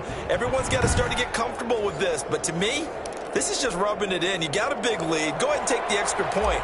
One thing to keep in mind, though, karma's still out there. And sometimes it has a way of catching up with you. And the Dolphins are going to recover.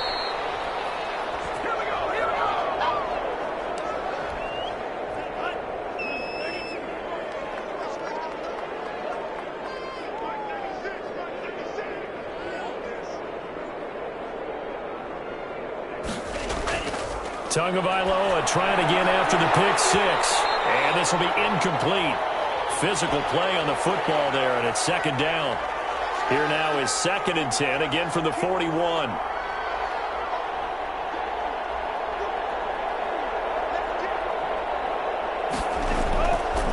Tua going to throw. And he's going to be swallowed up. Sacked back at the 45-yard line. Okay, you know my bias is about to come out here. A lot of people would think that the offense is just moving in the wrong direction. I'd say they're moving in the right direction because the defense is pushing them back. Former defensive guy. Now, as a quarterback, 3rd and long, you really got to rally the troops here, don't you? Yeah, you do in a big way. And what else do you have to look out for? More pressure coming at you because it seems to be working pretty well. So now after the sack, Tua and the Dolphins staring at a 3rd and long. Now Tua. Oh, the pressure too great, and he goes down once more. It's been a tough one all game long for this offensive line. They're already down big, and now you know they're just going to come after the quarterback in a big way, don't you? Man, they just can't get out of their own way right now. It's created an avalanche, and an avalanche is coming right on top of them.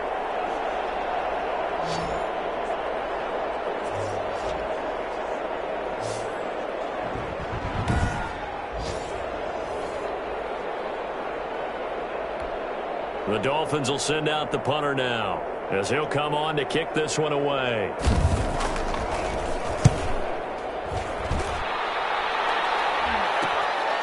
This will be fielded at the 17. It's a 41-yard punt, but just a net of 31 following the run back. And out will come the offense as they take over. Atlanta now coming out on the field. And following the interception, we'll see what they can put together on this drive. I can hear my old college coach right now. He always used to tell us before every game, the team making the fewest mistakes will win. What they're hoping is that last mistake is their only one of the game. Coaches, that's all they talk about, turnovers, right? Minimizing those and maximizing opportunities. After what they've faced during this game where they've given up a ton of yards downfield, there has to be a measure of revenge right there for the secondary. They've been shredded throughout the game and finally forced an incompletion. A play-action fake. They'll look to throw.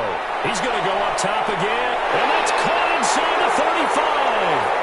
He is into the end zone for a Falcon touchdown. A big play there. 2 catches, 2 touchdowns here so far. And this offense is running away with this one. In order to lead in a game, you're going to get plenty of contributors, but that's his 2nd touchdown catch of this game. He's one of the key guys in this one. And you better believe he'll be looking for the hat trick here as this one continues to go.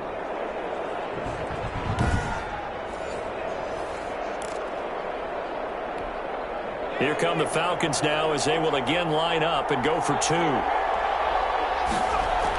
They'll try and run it here. And, boy, talk about adding insult to injury. He's into the end zone to tack on 2 more. Personally, I'd rather see him kick the extra point there than to go for 2, but it almost feels like there's a story within the story here. I mean, this isn't college. You know, size of victory, that matters in those games. Here, all you have to do is win by 1 point. That's all that you need. Instead, they go for it, get 2. You got some pretty ticked off folks on the other sideline now.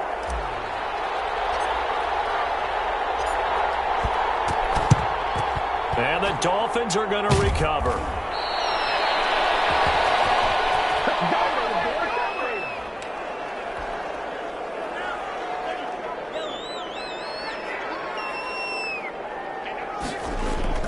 Setting to throw on first down is Tua. Oh, he dropped it. And that's pretty indicative of the way this one's gone.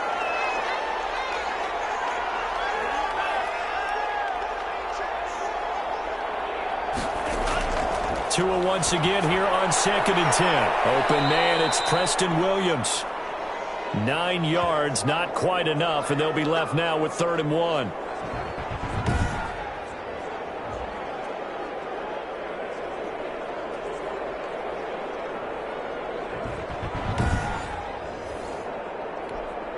Came up a little short on the last pass play. They did get 9 yards out of it, leaving him with his 3rd and 1.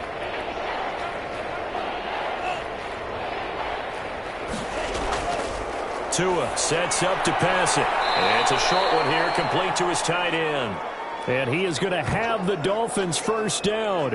At least it would appear that way. He didn't get it by much, but yes, they do get the conversion on 3rd and 1.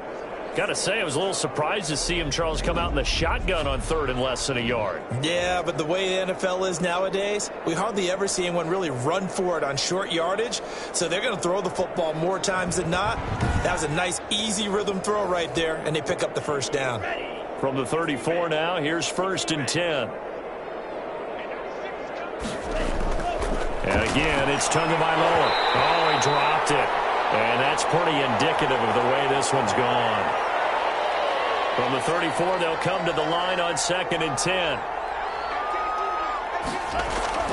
They will run with White out of the shotgun. And he is met at the line of scrimmage, and he goes down right there. Back-to-back stops make it 3rd and 10.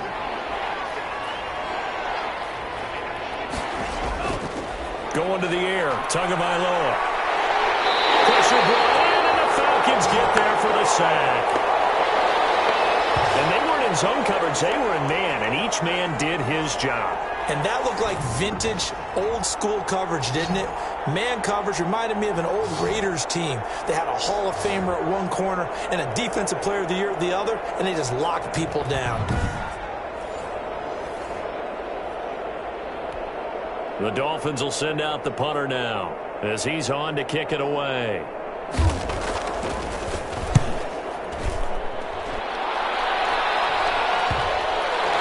And a nice special teams job here. This is going to be down inside the 10 at the 7-yard line. Well, someone's going to be happy with that effort. And you know who else is going to be happy? His defense. Absolutely. He's created a very long field for that offense to try to traverse. And he got some help from Mr. Football there, checking up nicely. Good English on that punt.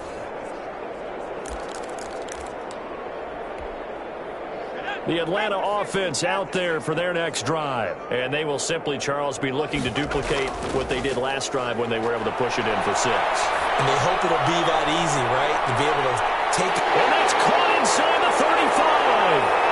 And he'll take it into the end zone. Touchdown, Atlanta. A big play there. the Falcons continue to pour it on.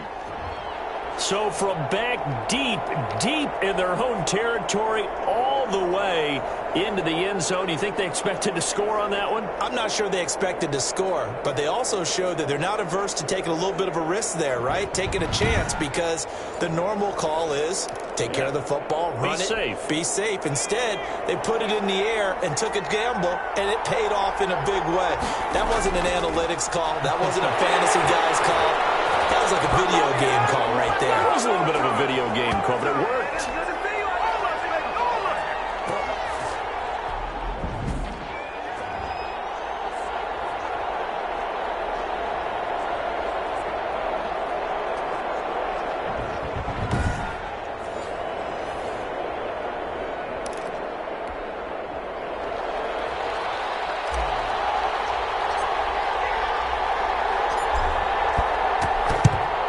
And the Dolphins are going to recover.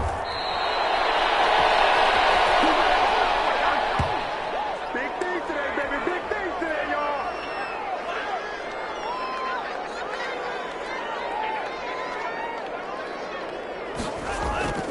They'll run on first down. It's White, and he'll be brought down at about the 42. Just a yard on the pickup there, and it'll bring up a 2nd and 9. Well, sometimes you just have to give credit to the defense. Great job there at the point of attack, holding up. They won their battles at the line of scrimmage, left him no space to try and run. Really nice job swarming to the ball carrier. The run only got a yard. Here's 2nd and 9. From the shotgun now, here's an inside give. And he'll do a nice job here just to fight his way back to the line of scrimmage. No gain on the play there, so that doesn't help. Now they're looking up at a 3rd and 9 situation. Throwing now is Tagovailoa. And my goodness, another interception. Picked off at the 28. And they're going to set up shop at the 27-yard line.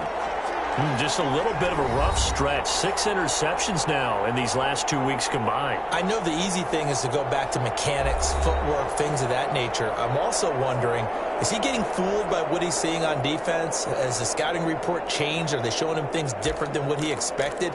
For the 2nd week in a row, he's throwing it to the guys in the wrong color shirts. Yeah, he better figure, whatever the reason is, he better figure it out. Here's a play fake as they set up to throw. Trying to lay one up deep. This is caught inside the 15. And he is into the end zone for a Falcon touchdown. A big play there. 73 yards as his guys continue to put this one out of reach. Well, this is exactly where I expect teams to take a shot. Right after a turnover, you count on the defense being a little bit jumbled coming out on the field, maybe catch them back on their heels, and that's exactly what they did there. They threw it downfield and really created a big play. Yeah, you said jumbled. They were the definition of jumbled defensively. One play and into the end zone. Here we go now as they will again try for 2. They'll try and throw for it. And he's got it. They add on more. A little salt in the wound.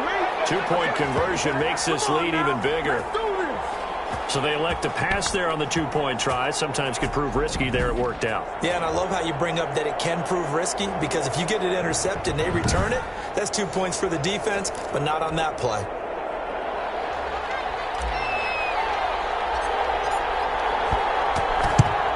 And the Dolphins are going to recover.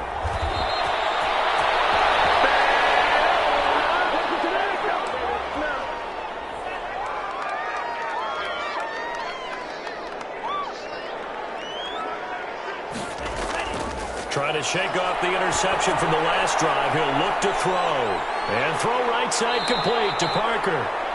And he's going to get this one down to the edge of the red zone. 22 yards on the catch and run, a 1st down.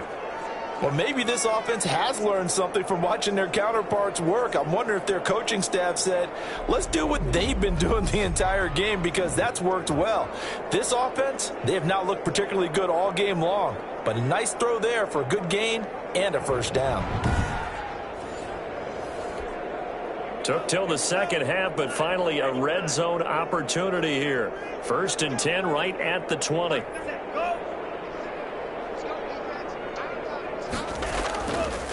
From the shotgun now, here's an inside give. Trying to keep those big legs churning, but he's going to go down in the backfield.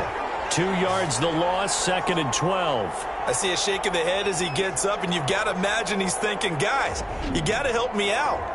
He's hoping his team can read his thoughts because he definitely needs some assistance.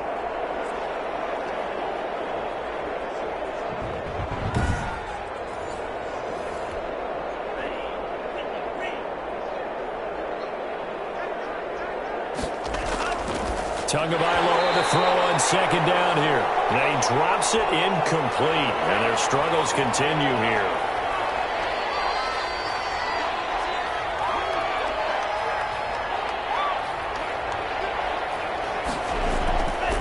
Play action. Here's Tua. And now here's another interception. Picked off at the 12. Accelerating, and off he goes. And he takes this one back into the end zone, and the Falcon defense has a touchdown. This D wanting to put it away before we even get to the 4th quarter, widening that margin a bit further. And while they won't just empty the bench just yet, if you're a backup, start loosening up. I think you'll get a chance to play before this one is over now with that type of a cushion.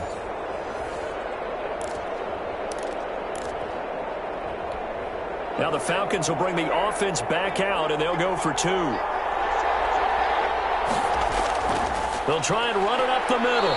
And he will not make it to the goal line as his try for 2 is going to come up empty. But that's little consolation to this defense as they have been porous all game long. So the defense creating some points, not only getting the interception, but then returning it to the end zone for the pick 6.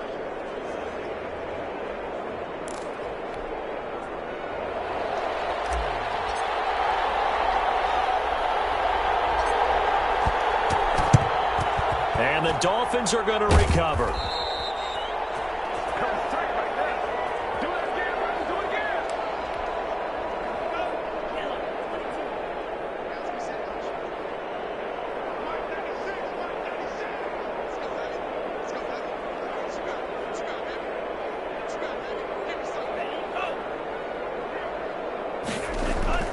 After the pick 6, they go right back to the air. Throwing right, and that's complete. He'll get this one down near the 20-yard line, just shy of the 20. 23 yards on the play. That's a nice catch there. Remember, he had the fumble earlier. No way he was giving up the ball in that situation. Secured it tight to his body and picks up the 1st down.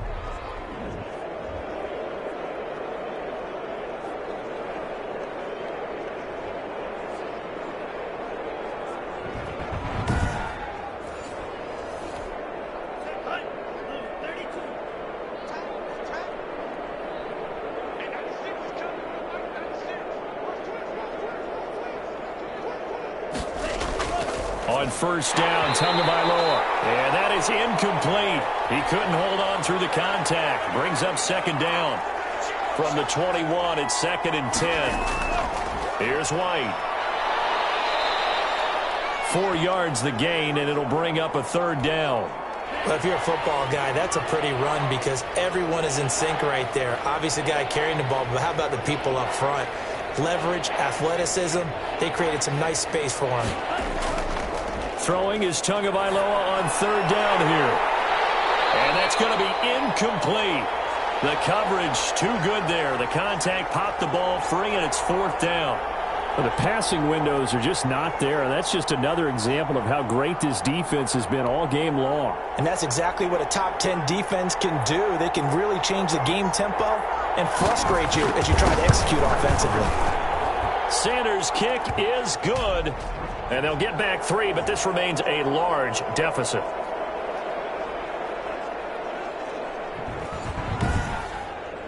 I'm kind of surprised by that they kicked the field goal. I guess you get some points, but this deficit 3rd quarter, I don't know. Yeah, I don't either. Yeah, I'm with you on that one. When you're down that much, kicking a field goal, does it feel a little bit maybe waving the white flag and just want to get out of here? Yeah, I think you gets bigger points on the board. Atlanta prepped and readied for its next possession. And following that long touchdown pass, a one-play drive last time, see if the defense, you know they're ready. They don't want that to happen again. And you would have thought they would have been ready the last time. I mean, that's what you work on all the time. Make sure that no one gets behind you. That's the cardinal sin of defense, not giving up the long pass. They did. Let's see how they adjust. That one good for 10 yards. And it'll be second and very short. Now a handoff looking right. Fights off the defender. And he's got a first down and then some at midfield. And they will finally haul him down at the Dolphins 30. It's a gain of 34. So the big play has him all the way down to the 30 now for first and 10. They'll get it to the 23-yard line. A good run there on first down, and it'll leave them with a second and 2. Pushing him away. Popped it right out there. And he'll be out of bounds about a half to a full yard shy of the 5. Now they'll have it first and goal following that gain of 17. Well, you certainly have to give a little credit here because they're playing this game now at their pace. This is ball control football, sustained runs, taking their time, and making it work.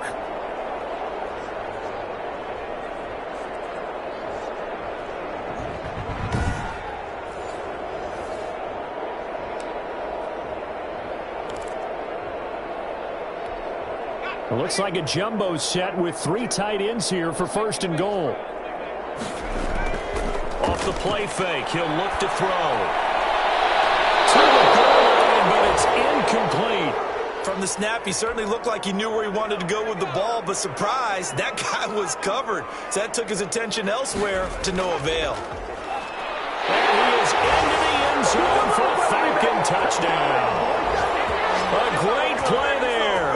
With his second touchdown of the game, number 8 on the season, as his guys continue to pour it on. And he certainly played a pivotal role with those 2 TDs and why they're up on the scoreboard right now. Well, someone's all about winning, aren't they? Because he's not worried about the number. Sure, it's great to have 2 touchdowns. But the bottom line is what he's doing is contributing to their lead. He wants to continue to do so. And now once again, they'll line up to go for 2. They'll look to throw. And they don't get it. They tried for the 2-point conversion there, but unsuccessful. I know we could sit up here and dance around it a little bit, but going for 2 in this situation, somebody doesn't like someone else. There's no doubt in my mind. Well, what they couldn't see is you lean back in your chair and you went, yeah, it's not a good decision. They didn't get it, though. Yeah, I don't think you can just say, well, my kicker's hurt in this spot. No, okay. And the Dolphins are going to recover. Way to do it, baby. Way to come on. Way to come on.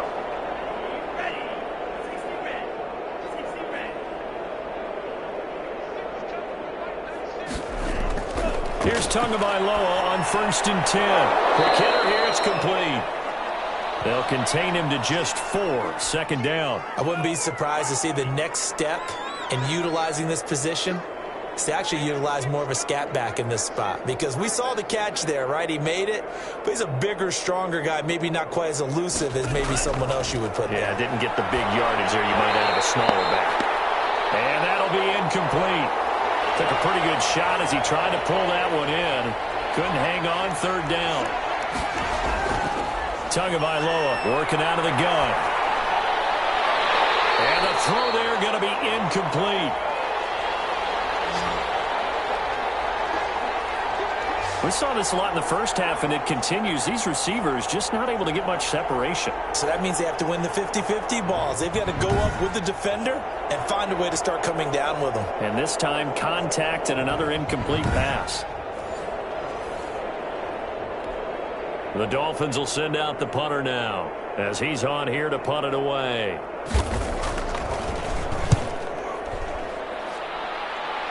And now where will the side judge stop his walk? That's the question. He says it crossed out of bounds at about the 17-yard line.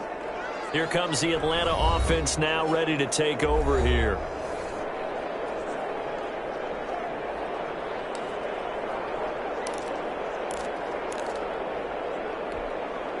So from the 17 now, here's a 1st and 10.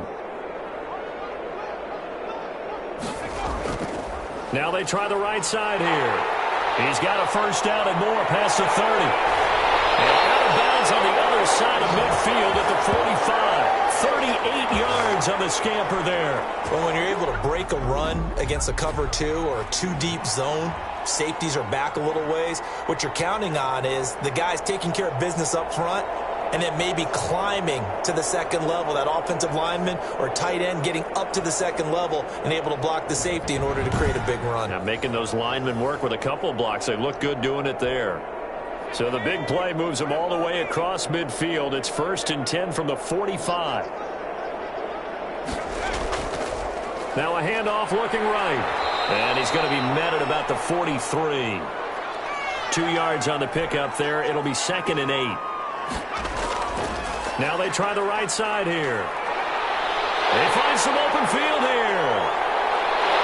And he'll take it into the end zone. Touchdown, Atlanta. Great effort there. 43 yards. And the Falcons add on.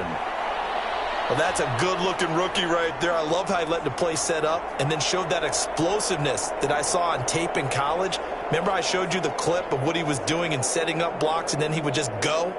We saw it on that play right there. That one was fun to watch.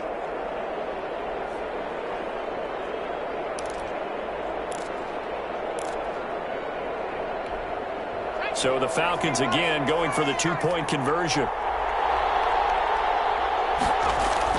They'll try and run it up the middle. And they are just not going to let up as he is into the end zone here for 2 more.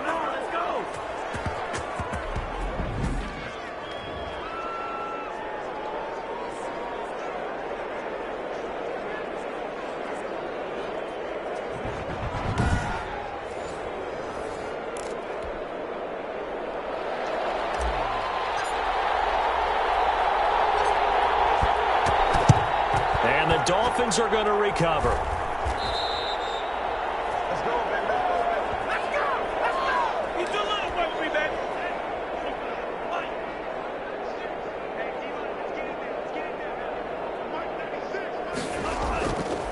On 1st down, it's White. They're able to push forward for about 4 down to the 37. Following the pickup of 4, here's 2nd and 6.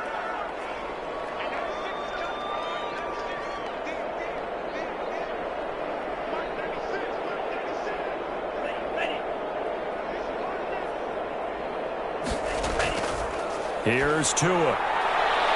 It's a short one here, complete to the tight end. And he works it past the 30, almost to the 25. It's a 1st down on a gain of 10. There's a nice pickup right there, and after watching that play, I'm thinking about all the lost opportunities that they've had so far in this game.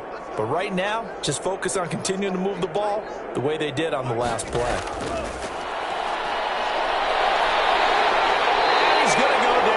Sack. They push him back to the 34. I think normally we would talk about this more with basketball players and football players, but let's adopt it in this case. He's a stat sheet stuffer. Had the interception earlier, now a sack. What, he just needs a touchdown for the trifecta. That's about all he needs, and he's going to go for it.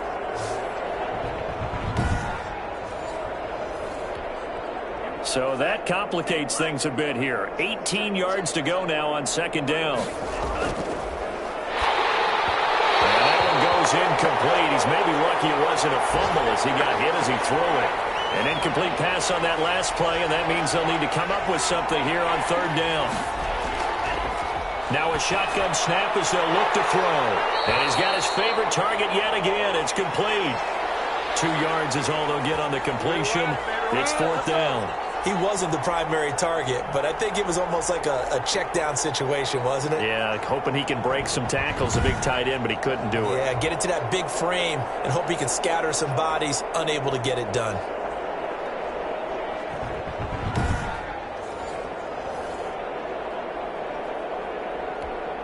So on 4th down, Dolphin kicker Jason Sanders comes on.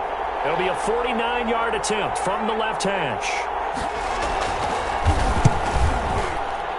The kick by Sanders is good. And they'll get back 3, but this remains a large deficit.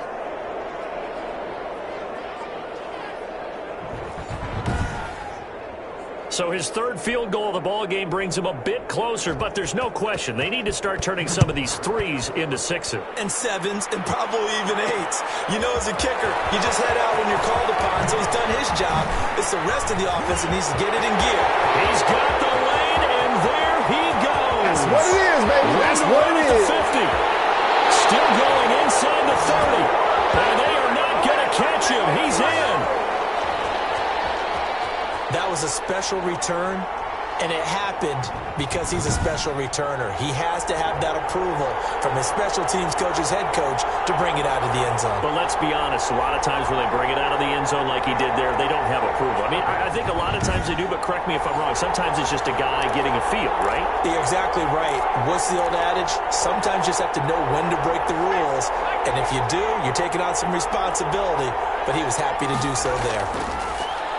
Stepping up, he'll try and run. And boy, talk about adding insult to injury. He's into the end zone to tack on 2 more.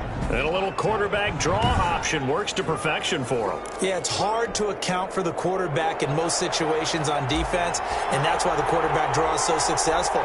Everyone else covered, makes a little fake, runs into the end zone.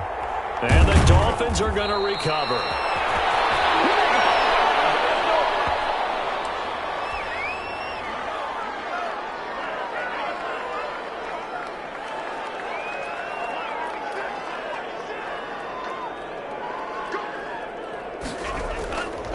And now on first down. And that's going to be incomplete. Too tough to hold on to that one. It's second down.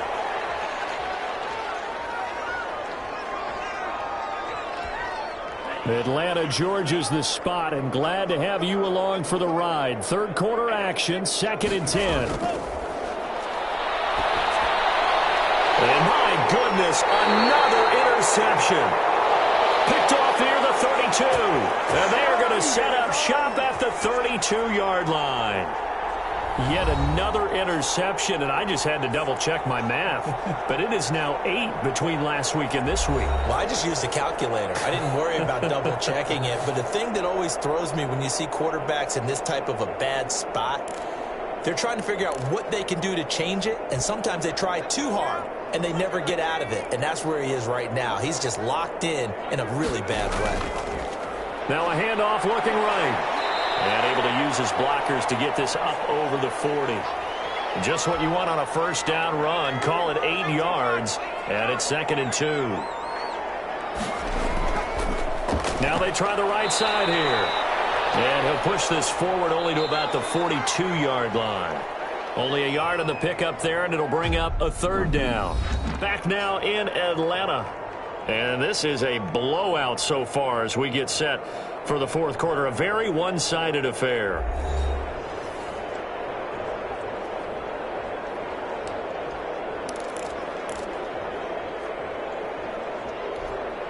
The Falcons on 3rd down. They've converted 3 out of 5 thus far. They need just a yard here. It's 3rd and 1. Pass incomplete, but the flag in the backfield, and this might be a roughing call.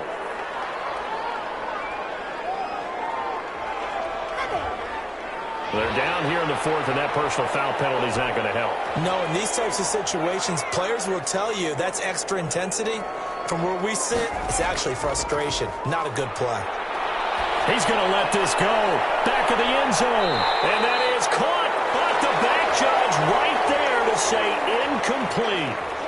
I usually hesitate when I say a guy's got world-class speed, but this guy might. So let's fire the starter's pistol. Let's go. If you've got him, you've got to try and use him. A lot of anticipation with the ball in the air, but no, incomplete. On play action, they'll throw. Looking left side, and it's complete. And he's going to be out Down inside the 20 at the 15. That one covers 29 yards. First down. That's the number 2 receiver in the NFL in terms of yardage. And tell you what, a few more plays like that, he won't be number 2 for long. Well, that's what often happens when you have competitors running around the field. These guys know where they stand in relationship to yardage, totals, numbers, the whole deal. And let's face it, all of them, they all want to be number 1.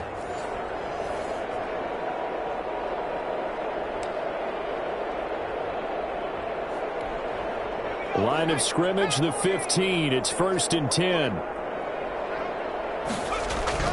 From the red zone now, they'll look to throw. Eluding the pressure right. And a flag comes in as that one falls incomplete. Now let's see who this is on.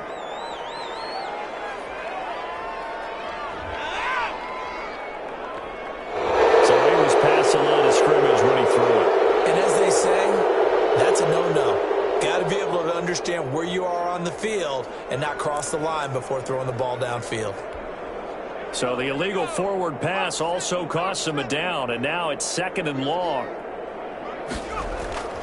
They'll look to throw. And this is caught for a Falcon touchdown from 19 yards away. And this offense continues to pour it on. He has really settled in throwing the football, and that touchdown here in the 4th quarter gives him a pretty comfortable cushion. He may be a rookie, but he's playing like 4th quarter, and the QBing is easy. How about this guy? Youngster, not worried about anything, just cutting it loose and having fun. Here come the Falcons now as they will again line up and go for 2. They're going to keep it on the ground. And they're just not going to let up as he is into the end zone here for 2 more. I told you, I ain't going nowhere. I ain't going nowhere.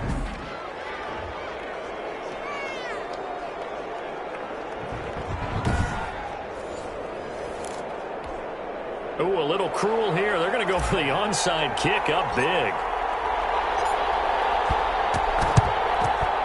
And the Dolphins are going to recover.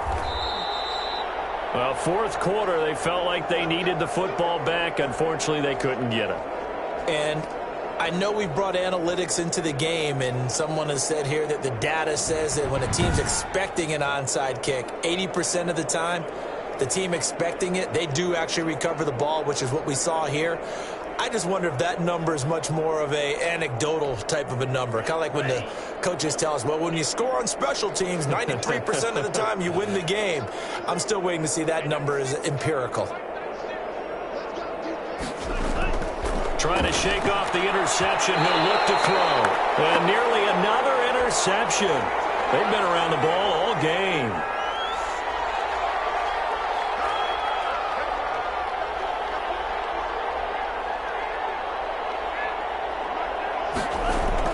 Back to the air on 2nd down. Tagovailoa. And the Falcons get there. The Falcons get the sack. Down he goes. That right now, that's a defeated team out there. I think you can see it totally in their body language. Hands on hips, heads low. It's just been a struggle from the start. Yeah, this team has been thoroughly beaten right from the word go.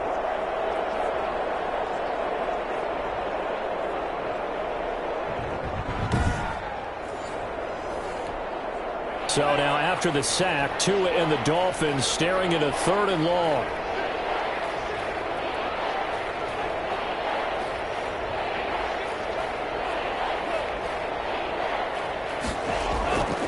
From the gun, it's Tua. Oh, there's that man again. It's complete. And he is going to have the Dolphins first down as they're able to get the 3rd down conversion. A real letdown defensively. That was 3rd and a bundle, but they allow the conversion.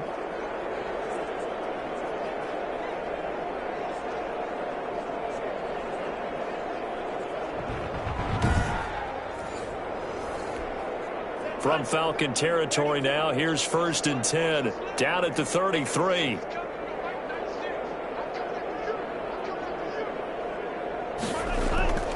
Looking to pass. Tua. Over the middle into traffic, and that's complete. That catch good for only a couple. One thing I think that's safe to say defensively, the tackling's been really good. And because of that, it's been very, very hard for them to move the ball because you're not getting the benefits of run after catch. They're tackling them almost on the spot. That means they have to run extra plays, harder to move it.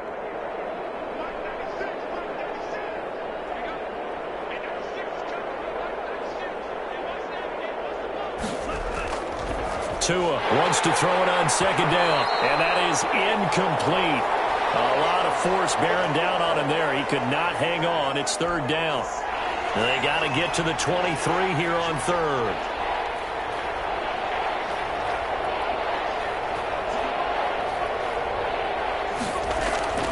Again, they will throw it with Tagovailoa.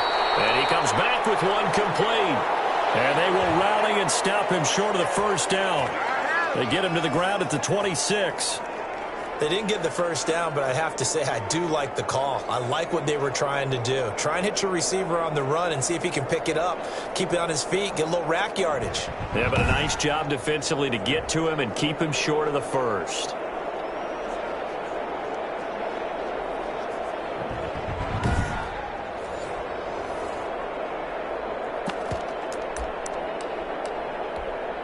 All right, they're going to try and keep hope alive here on fourth down. They're going for it. They're going for it. Here's Tua with it. Hit as he throws, and this is going to be incomplete. The Dolphins can't convert on fourth down. And the Falcons' defense stands tall. They'll get the football back. So they've gone for it twice now on fourth down in this game, and both times unsuccessful. I wish we could hear the headsets now between the head coach and the offensive coordinator. Now that they're 0 for 2, if they get into a third situation, head coach might say, hey, you got anything for this one? Might get radio silence back.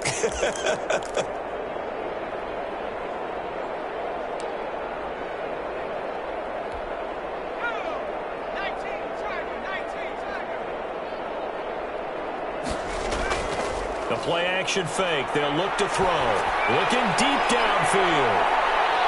This is caught inside the 15. And he'll take it into the end zone. Touchdown, Atlanta. A big play there. 74 yards. And this offense is running away with this one.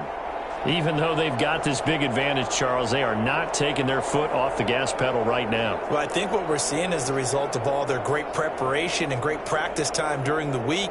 And even though it seems like this is a great chance to pull people back and maybe, not try and score a few more times, they don't want to do that. I think they're enjoying what they're seeing, the collective effort, and they want to play it all the way out. They're going to try and run. And he pushes forward but comes up short of the goal line as he'll get a yard down to about the 1. Well, partner, since this new two-point rule came into play, offenses spend a lot more time working on it. That means the defenses are doing the exact same thing.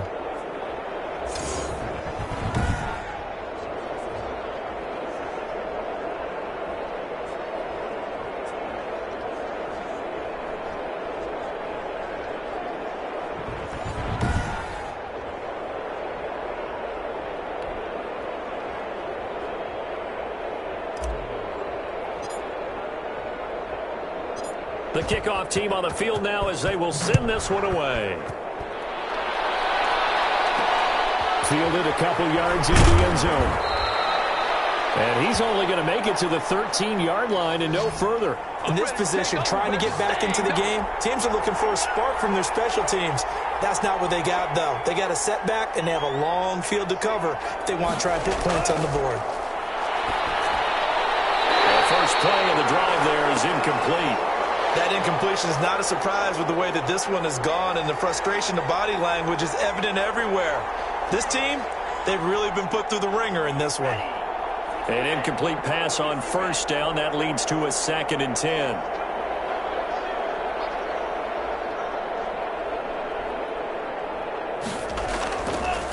Tua sets up to pass it. And it's a short one here, complete to his tight end. They do get a couple, but they'll be left staring at a 3rd and 8 coming up. And they're left looking at 3rd and 8 after the second down pass play only went for 2. Going to the air, Tagovailoa. And he will find his big tight end over the middle. And he is going to have the Dolphins first down as they're able to get the third down conversion. Great way to convert on third down there. 21 yards the play.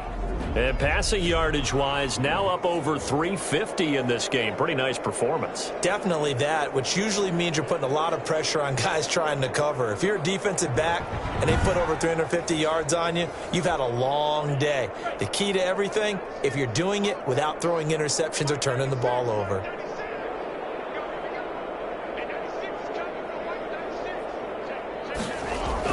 Setting to throw on first down is Tua. And a quick throw here, that's complete. 7 yards, the pickup on the pitch and catch. Good throw, good catch, but I really like the route. The drag and being able to run away from defenders, hard to stick with them for that long. Yeah, better against man than zone, or? Better against man, because now you're running away from someone and you're not running into a defensive player in another zone. And he'll be brought down just shy of midfield at the 49-yard line. Back-to-back receptions for him, and it's another first down. And again, it's Tagovailoa. And he's going to go down. They sack him back at the 42. Now that was just absolute perfect man coverage. Nowhere for them to go with the football. It led to a sack. And that's really difficult to do in today's NFL with all these gazelles running around that you're trying to cover in the secondary.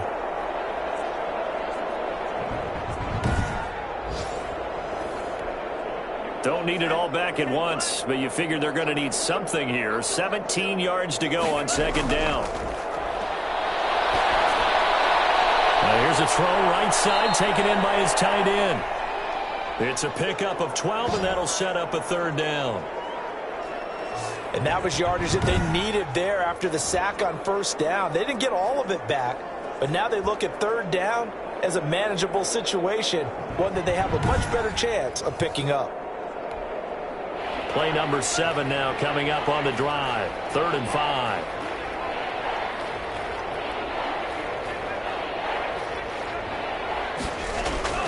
Here's Tagovailoa to throw. That's complete to his tight end, Mike Gesicki. And that's going to be good for another first down as the tackle's made at the Falcons' 33. 2 big plays in succession, and the Dolphins on the move. Well, this game was decided a while ago, and that completion there is going to artificially inflate his passing numbers. So right now, the only one really applauding probably his agent as he thinks about angling for a new contract.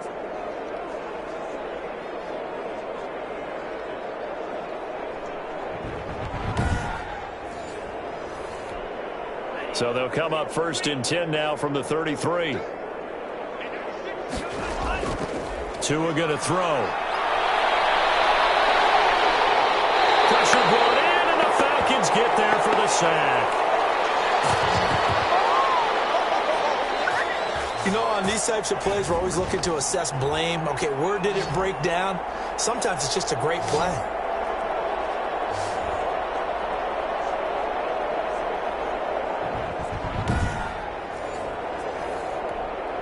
Now then, after the sack, it'll be interesting to see what they have planned for 2nd and 23.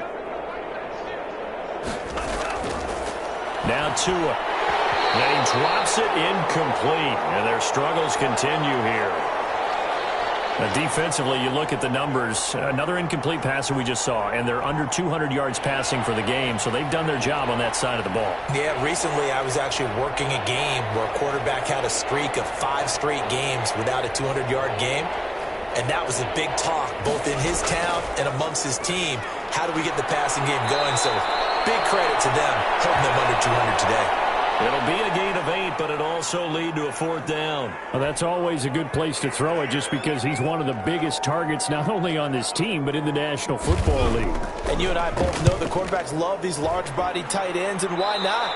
Nowadays, they're really wide receivers who are just taller and have a little bit more weight. These guys catch the football, make big plays downfield. In the old days, we wanted them to block. Now coaches want them to catch the football first. Line of scrimmage, the 15. It's 1st and 10. Here's a play fake as they set up to throw. Going up top. It's caught inside the 25. He is into the end zone for a Falcon touchdown.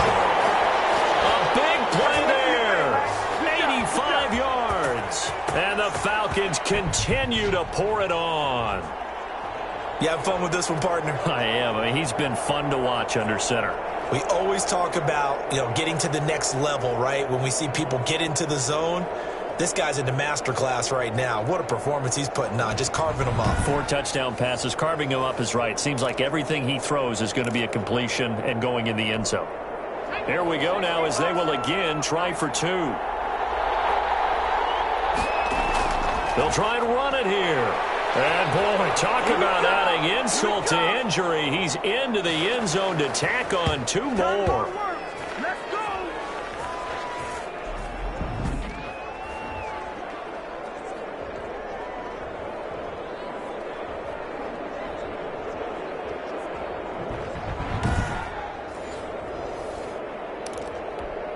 Oh, this is a touch cruel here. They've got the big lead. Now they're going for the jugular with the onside kick. And the Dolphins are going to recover. Let's go, let's go, let's go. That's a good one. Let's get off the field, D.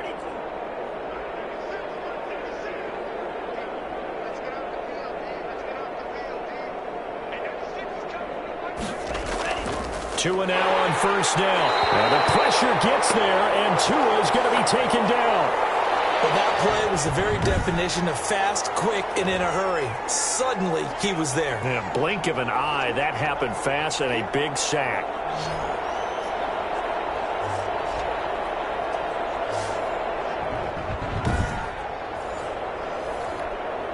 So after the sack, they'll come up on a still manageable 2nd and 13.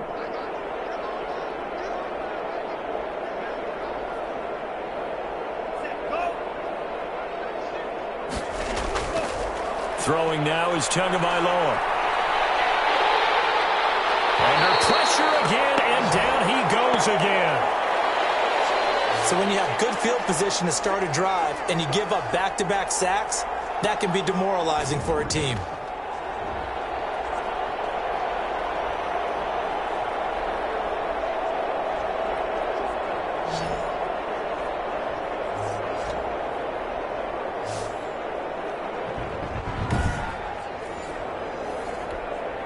So now after the sack, Tua and the Dolphins staring at a 3rd and long. Now they'll throw here out of the gun. Firing quickly here, and that's complete. And he'll be taken down at the 46-yard line. They really love to get him into one-on-one opportunities, and this is one way. Work him out of the slot and create a mismatch. Who's going to cover him? Corner, safety, linebacker? He's got a way to beat all of those positions.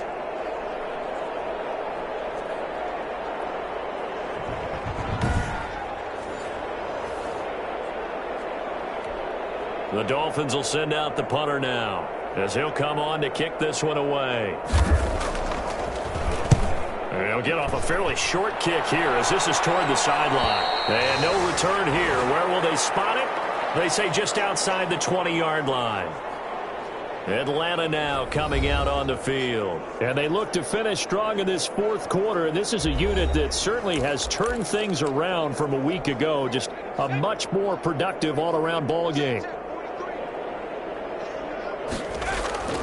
Off the play fake, he'll look to throw. He's going to air one out. He's got it at the 15. And he'll take it into the end zone. Touchdown, Atlanta. A big play there. 79 yards. As his guys continue to put this one out of reach. As that lead just swells and swells. Look, this has been dominance in all 3 phases. Offense, defense, and special teams. So don't we have to give a lot of credit, not just to what we've seen today, but the preparation in advance, coaching staff, commitment by the players to the game plan, and being ready to go in this one? You're exactly right. Clean sweep. And, boy, they're going to celebrate this one after it's over. And on the other side, this is the game film you just flush and never go back and review. And just a short gain that time as they're able to get him down. Defensively, certainly not fooled there. Play started at the 2, and he was tackled at the 2. That has to feel good for them. Not happy about having given up the touchdown, but stopping the 2-point conversion gives them a little bit of a lift as they head to the bench.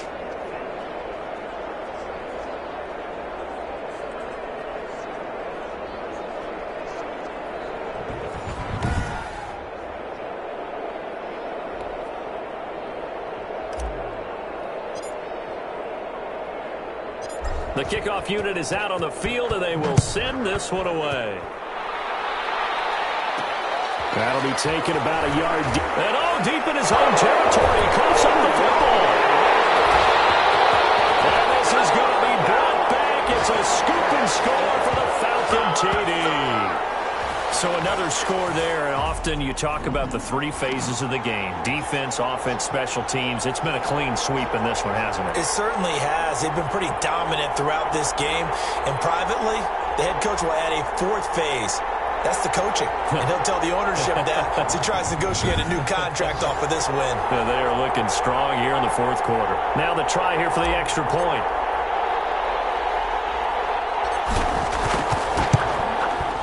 Now this one was over a while ago as they just add on to their big lead. The scoop and score, always an exciting play in football, and we witnessed it there, grabbing it off the ground and then rumbling it into the end zone for 6.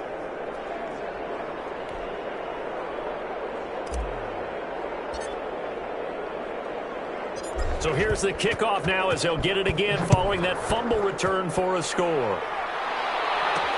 Fielded a couple yards into the end zone.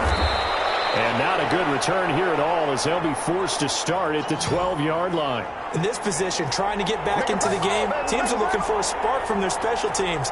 That's not what they got, though. They got a setback, and they have a long field to cover if they want to try and put points on the board.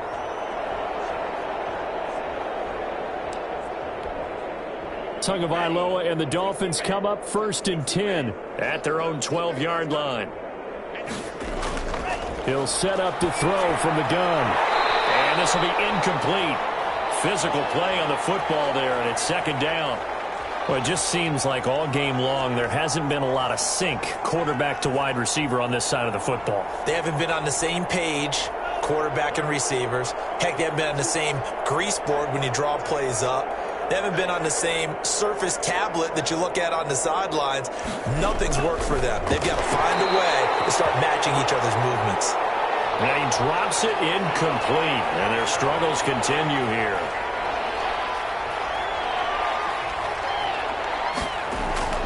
Throwing is Tagovailoa on 3rd down here.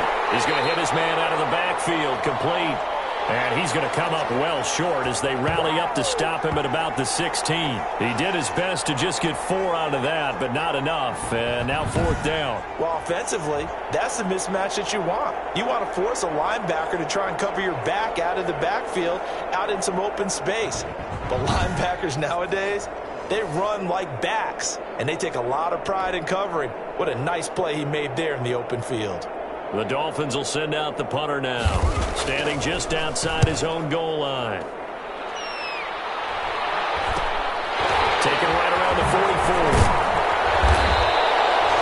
A nice return that time of about 14 yards. And this offense, they're going to have excellent field position. They take over with a 1st and 10 on the short side of the field. Atlanta prepped and readied for its next possession. The outcome of this one, well, we know who's going to win it. It's just all window dressing at this point. Got me thinking, what's the biggest blowout that you've been a part of as a player, a broadcaster? Well, I'm not going to go to the player part because when I think blowout... Because you won every game as a player. No. I think about being blown out. And no one wants to go back to those memories. But, when I was calling college football, I saw a game that, a team put 70. I actually saw it happen twice. A team put 70 on their opponent. And in the NFL in the 2017 season, I saw one of those changing of the guard games where a team that hadn't been very good before now is dominating and kicking around a team who had been ruling their division. And that's when you earn your paycheck, right? As the analyst, you got to fill that time. You've got to know what's going on out there and how it all happened. Obviously, that begs the question, what game was it? That was Seattle hosting Los Angeles, the Rams. Yeah. Their 2nd meeting of the season, and the Rams turned it around from the 1st one and blew out the Seahawks. And the Falcons are going to be set up with a 1st and goal as they get the conversion there on 3rd and inches. They're able to convert on 3rd down, and that sets up a 1st and goal. And he put up a good fight, but he's going to be taken down behind the line of scrimmage.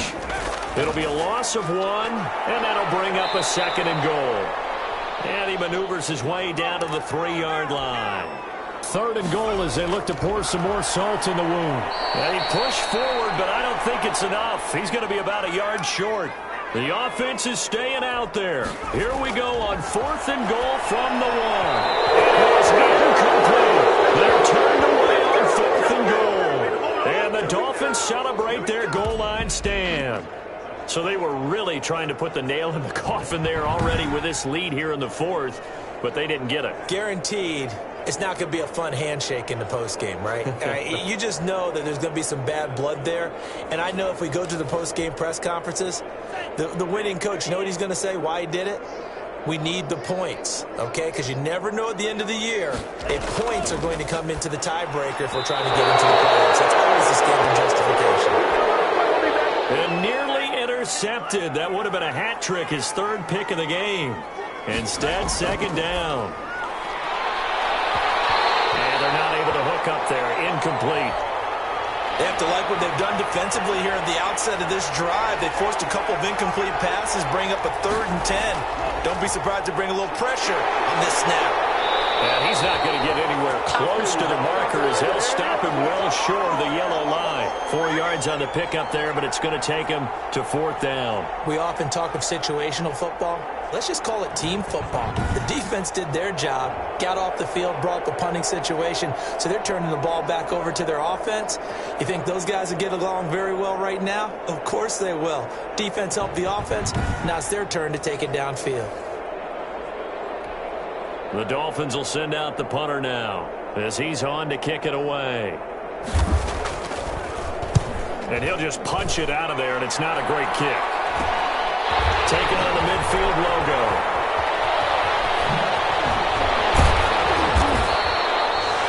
Great blocking on the return. It springs him for 25. And the Falcons will be taking over 1st and 10.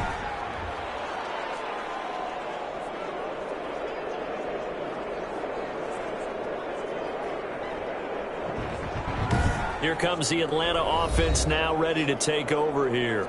We've got a lopsided game here. I don't know, Charles, what does the handbook say that we discuss when we've got a game like this in the 4th quarter? Hold on a second. Let me thumb to the proper page on that.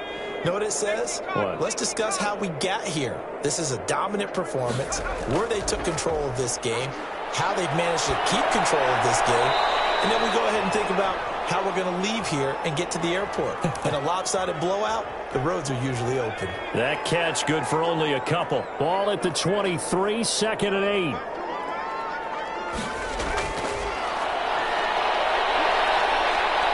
Flush to his right. He'll run it.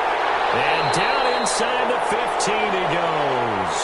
Give him 10 that time, escaping the danger, running with it, and picking up a 1st down. They'll set up to throw. This is caught. And the Falcons are going to be set up with a 1st and goal on a pass play that moves them all the way down to the 1. 12 more yards there and another 1st down. One thing you're hoping for when you run drag routes, you're able to hit a receiver in stride, and he can pick up a lot of yardage after the catch.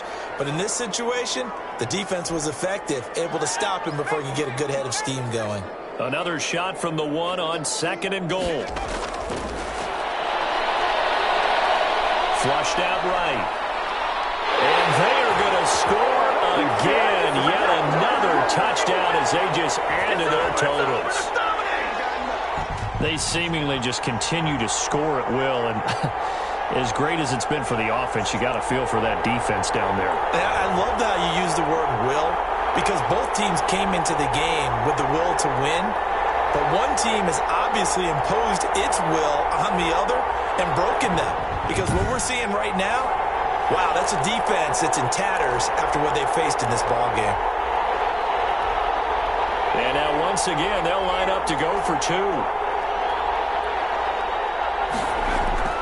They're going to keep it on the ground. And they are just not going to let up as he is into the end zone here for 2 more.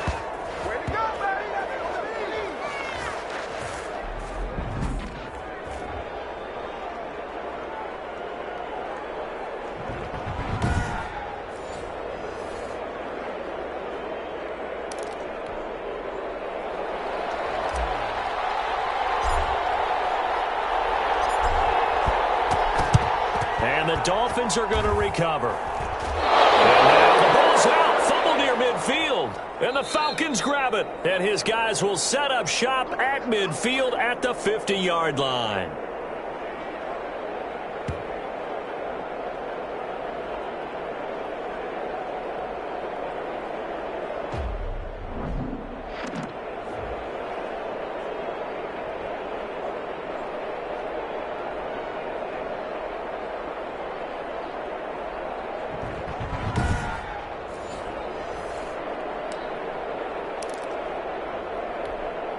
They'll come out with a 3 tight end look on the first play of the drive. From the midfield stripe, they'll look to throw.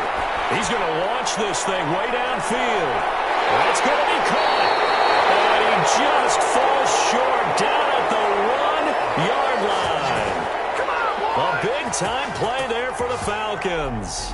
49 yards. No let up in this passing game. They've been a well-oiled machine throughout. And actually saw a few guys on the sidelines at the end of the third quarter doing the old hold up 4 fingers college sign, meaning the fourth quarter is ours. And they certainly weren't kidding. Now they've got 3 tight ends here on 1st and goal to add some extra mass.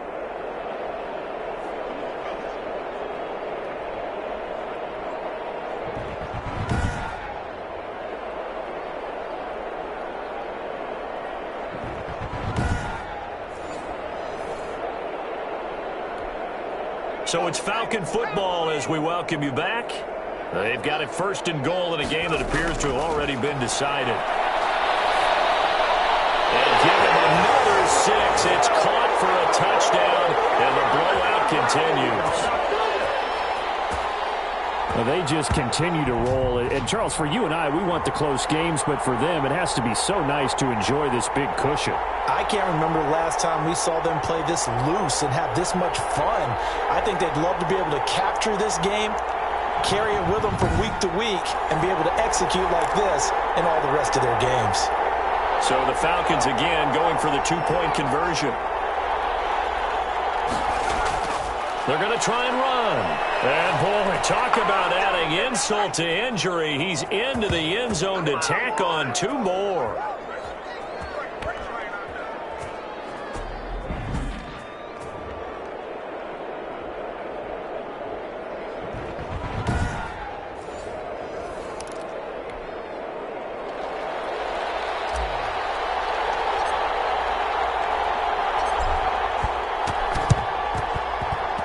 And the Dolphins are going to recover. Come on. He making plays like that, baby.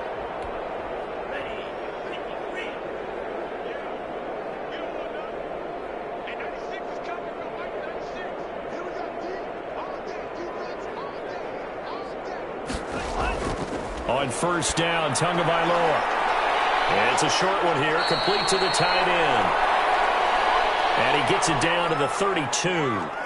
Give him 9 there on the 1st down completion. And the ball is out. And the Falcons grab it. He's at the 30. 10. And that might just cement it. A return for a late touchdown. Big boy earning his lunch. That's what you call rumbling with the ball, Charles. Big man with football. He wasn't just earning lunch, Brandon. He was earning dinner. He was midnight snack. Everything that you could possibly do, he did it on that play to pick up the ball and go.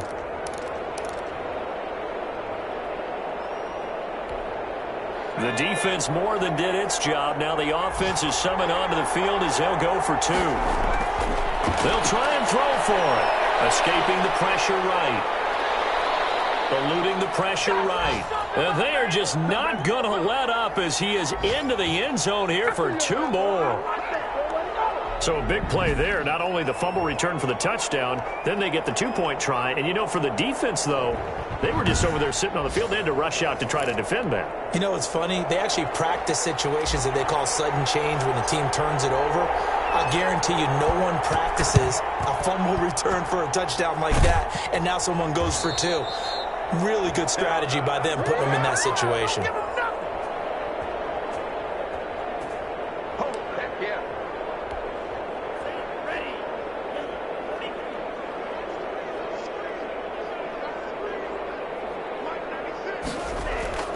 Tua now on first down. Man open left side. It's Williams. And this winds up a gain of 4 to the 41. On second down, Tua. Now a short one to Gesicki. And they'll wind up getting this one all the way down inside the 20. Now they got to get to the line quickly. Here's Tua. And this is going to be intercepted. Good positioning, and it's picked off. Well, partner, I got to tell you, I'm trying to think of something positive to say for this offense, but I'd have to be a spin doctor for that one. This has been a tough performance to watch. And I think it's hard at this point to actually identify what's really gone wrong. I guess the catch-all is everything. Doesn't sound like real sharp analysis, but I don't have much else for you. And the scoreboard just lopsided, and it's been ugly from the get-go. He's going to air one out. And it's knocked away and incomplete. I like the fact that he took the shot deep downfield. Even if you don't get the catch, maybe you get a defensive penalty and pick up the yardage that way. After the incompletion, here's 2nd and 10 from the 20. That one looks like he'll throw here. And boy, that one drops incomplete, but if he was hit a fraction sooner, it may have been a fumble. Well, so far in this drive, they've done some good work. They force incompletions on 1st and 2nd down, bring up 3rd and 10. That brings up the big question. Do they bring pressure or do they play coverage on this down? He'll rifle this one deep right side. And unable to connect. Incomplete. I'll give them credit. They took their shot, but it's going to bring up 4th down. And with things looking pretty good on the scoreboard, they're going to keep the offense out there and go for it here on 4th. He's going to try and go deep again. And the defense loses him. It's complete. And he will get into the end zone. It's another touchdown. This thing is ugly. Well, this is long since over, and some might see this as overkill. But remember, this is a team that puts on the hard hats, grabs the lunch pail, and tells everyone, we're going to give you a full 60 minutes. And that's exactly how they're playing this one out.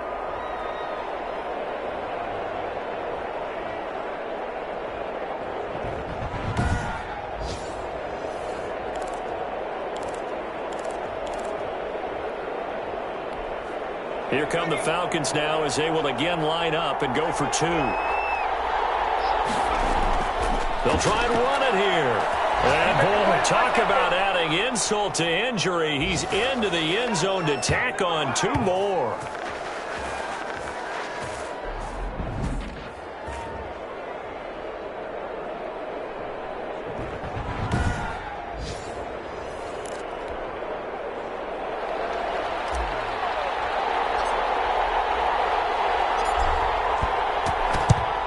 And the Dolphins are going to recover.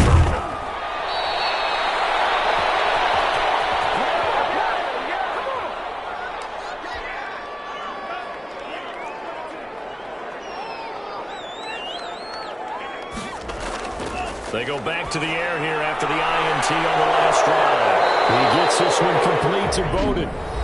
Now the Falcons going to use one of their timeouts. It's just their first. They've got 2 more to use here in the final stages.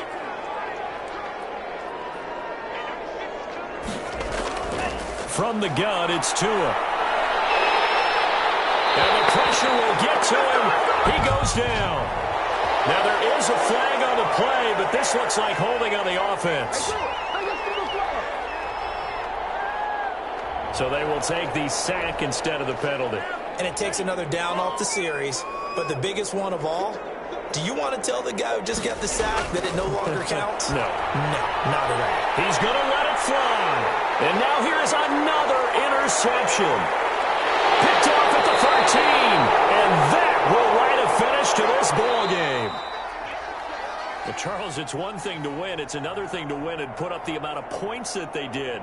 Boy, were they clicking on offense. They can't help but feel great about themselves, can they? I mean, what a game to put up that number of points, continually feeling like they're moving the ball and things are working and clicking. They think that they can bottle this and carry it with them. And as an offensive coordinator, you just don't think you can do anything wrong. Whatever you call, run, pass, it's all going to work. That's called being in the zone. So for the Falcons, They're on a nice early roll as they move to 3-1 with a win here. And they'll get to stay home again next week as the Minnesota Vikings come to town. Meanwhile, for Miami, they'll fall back to 500 at 2-2. And they'll look to get back in the winning column next week as they head to Foxborough to face off against the New England Patriots. That'll do it for us. I'm Brandon Gaudin alongside Charles Davis. Thanks to our entire crew as well. We'll talk to you next time. So long, everybody.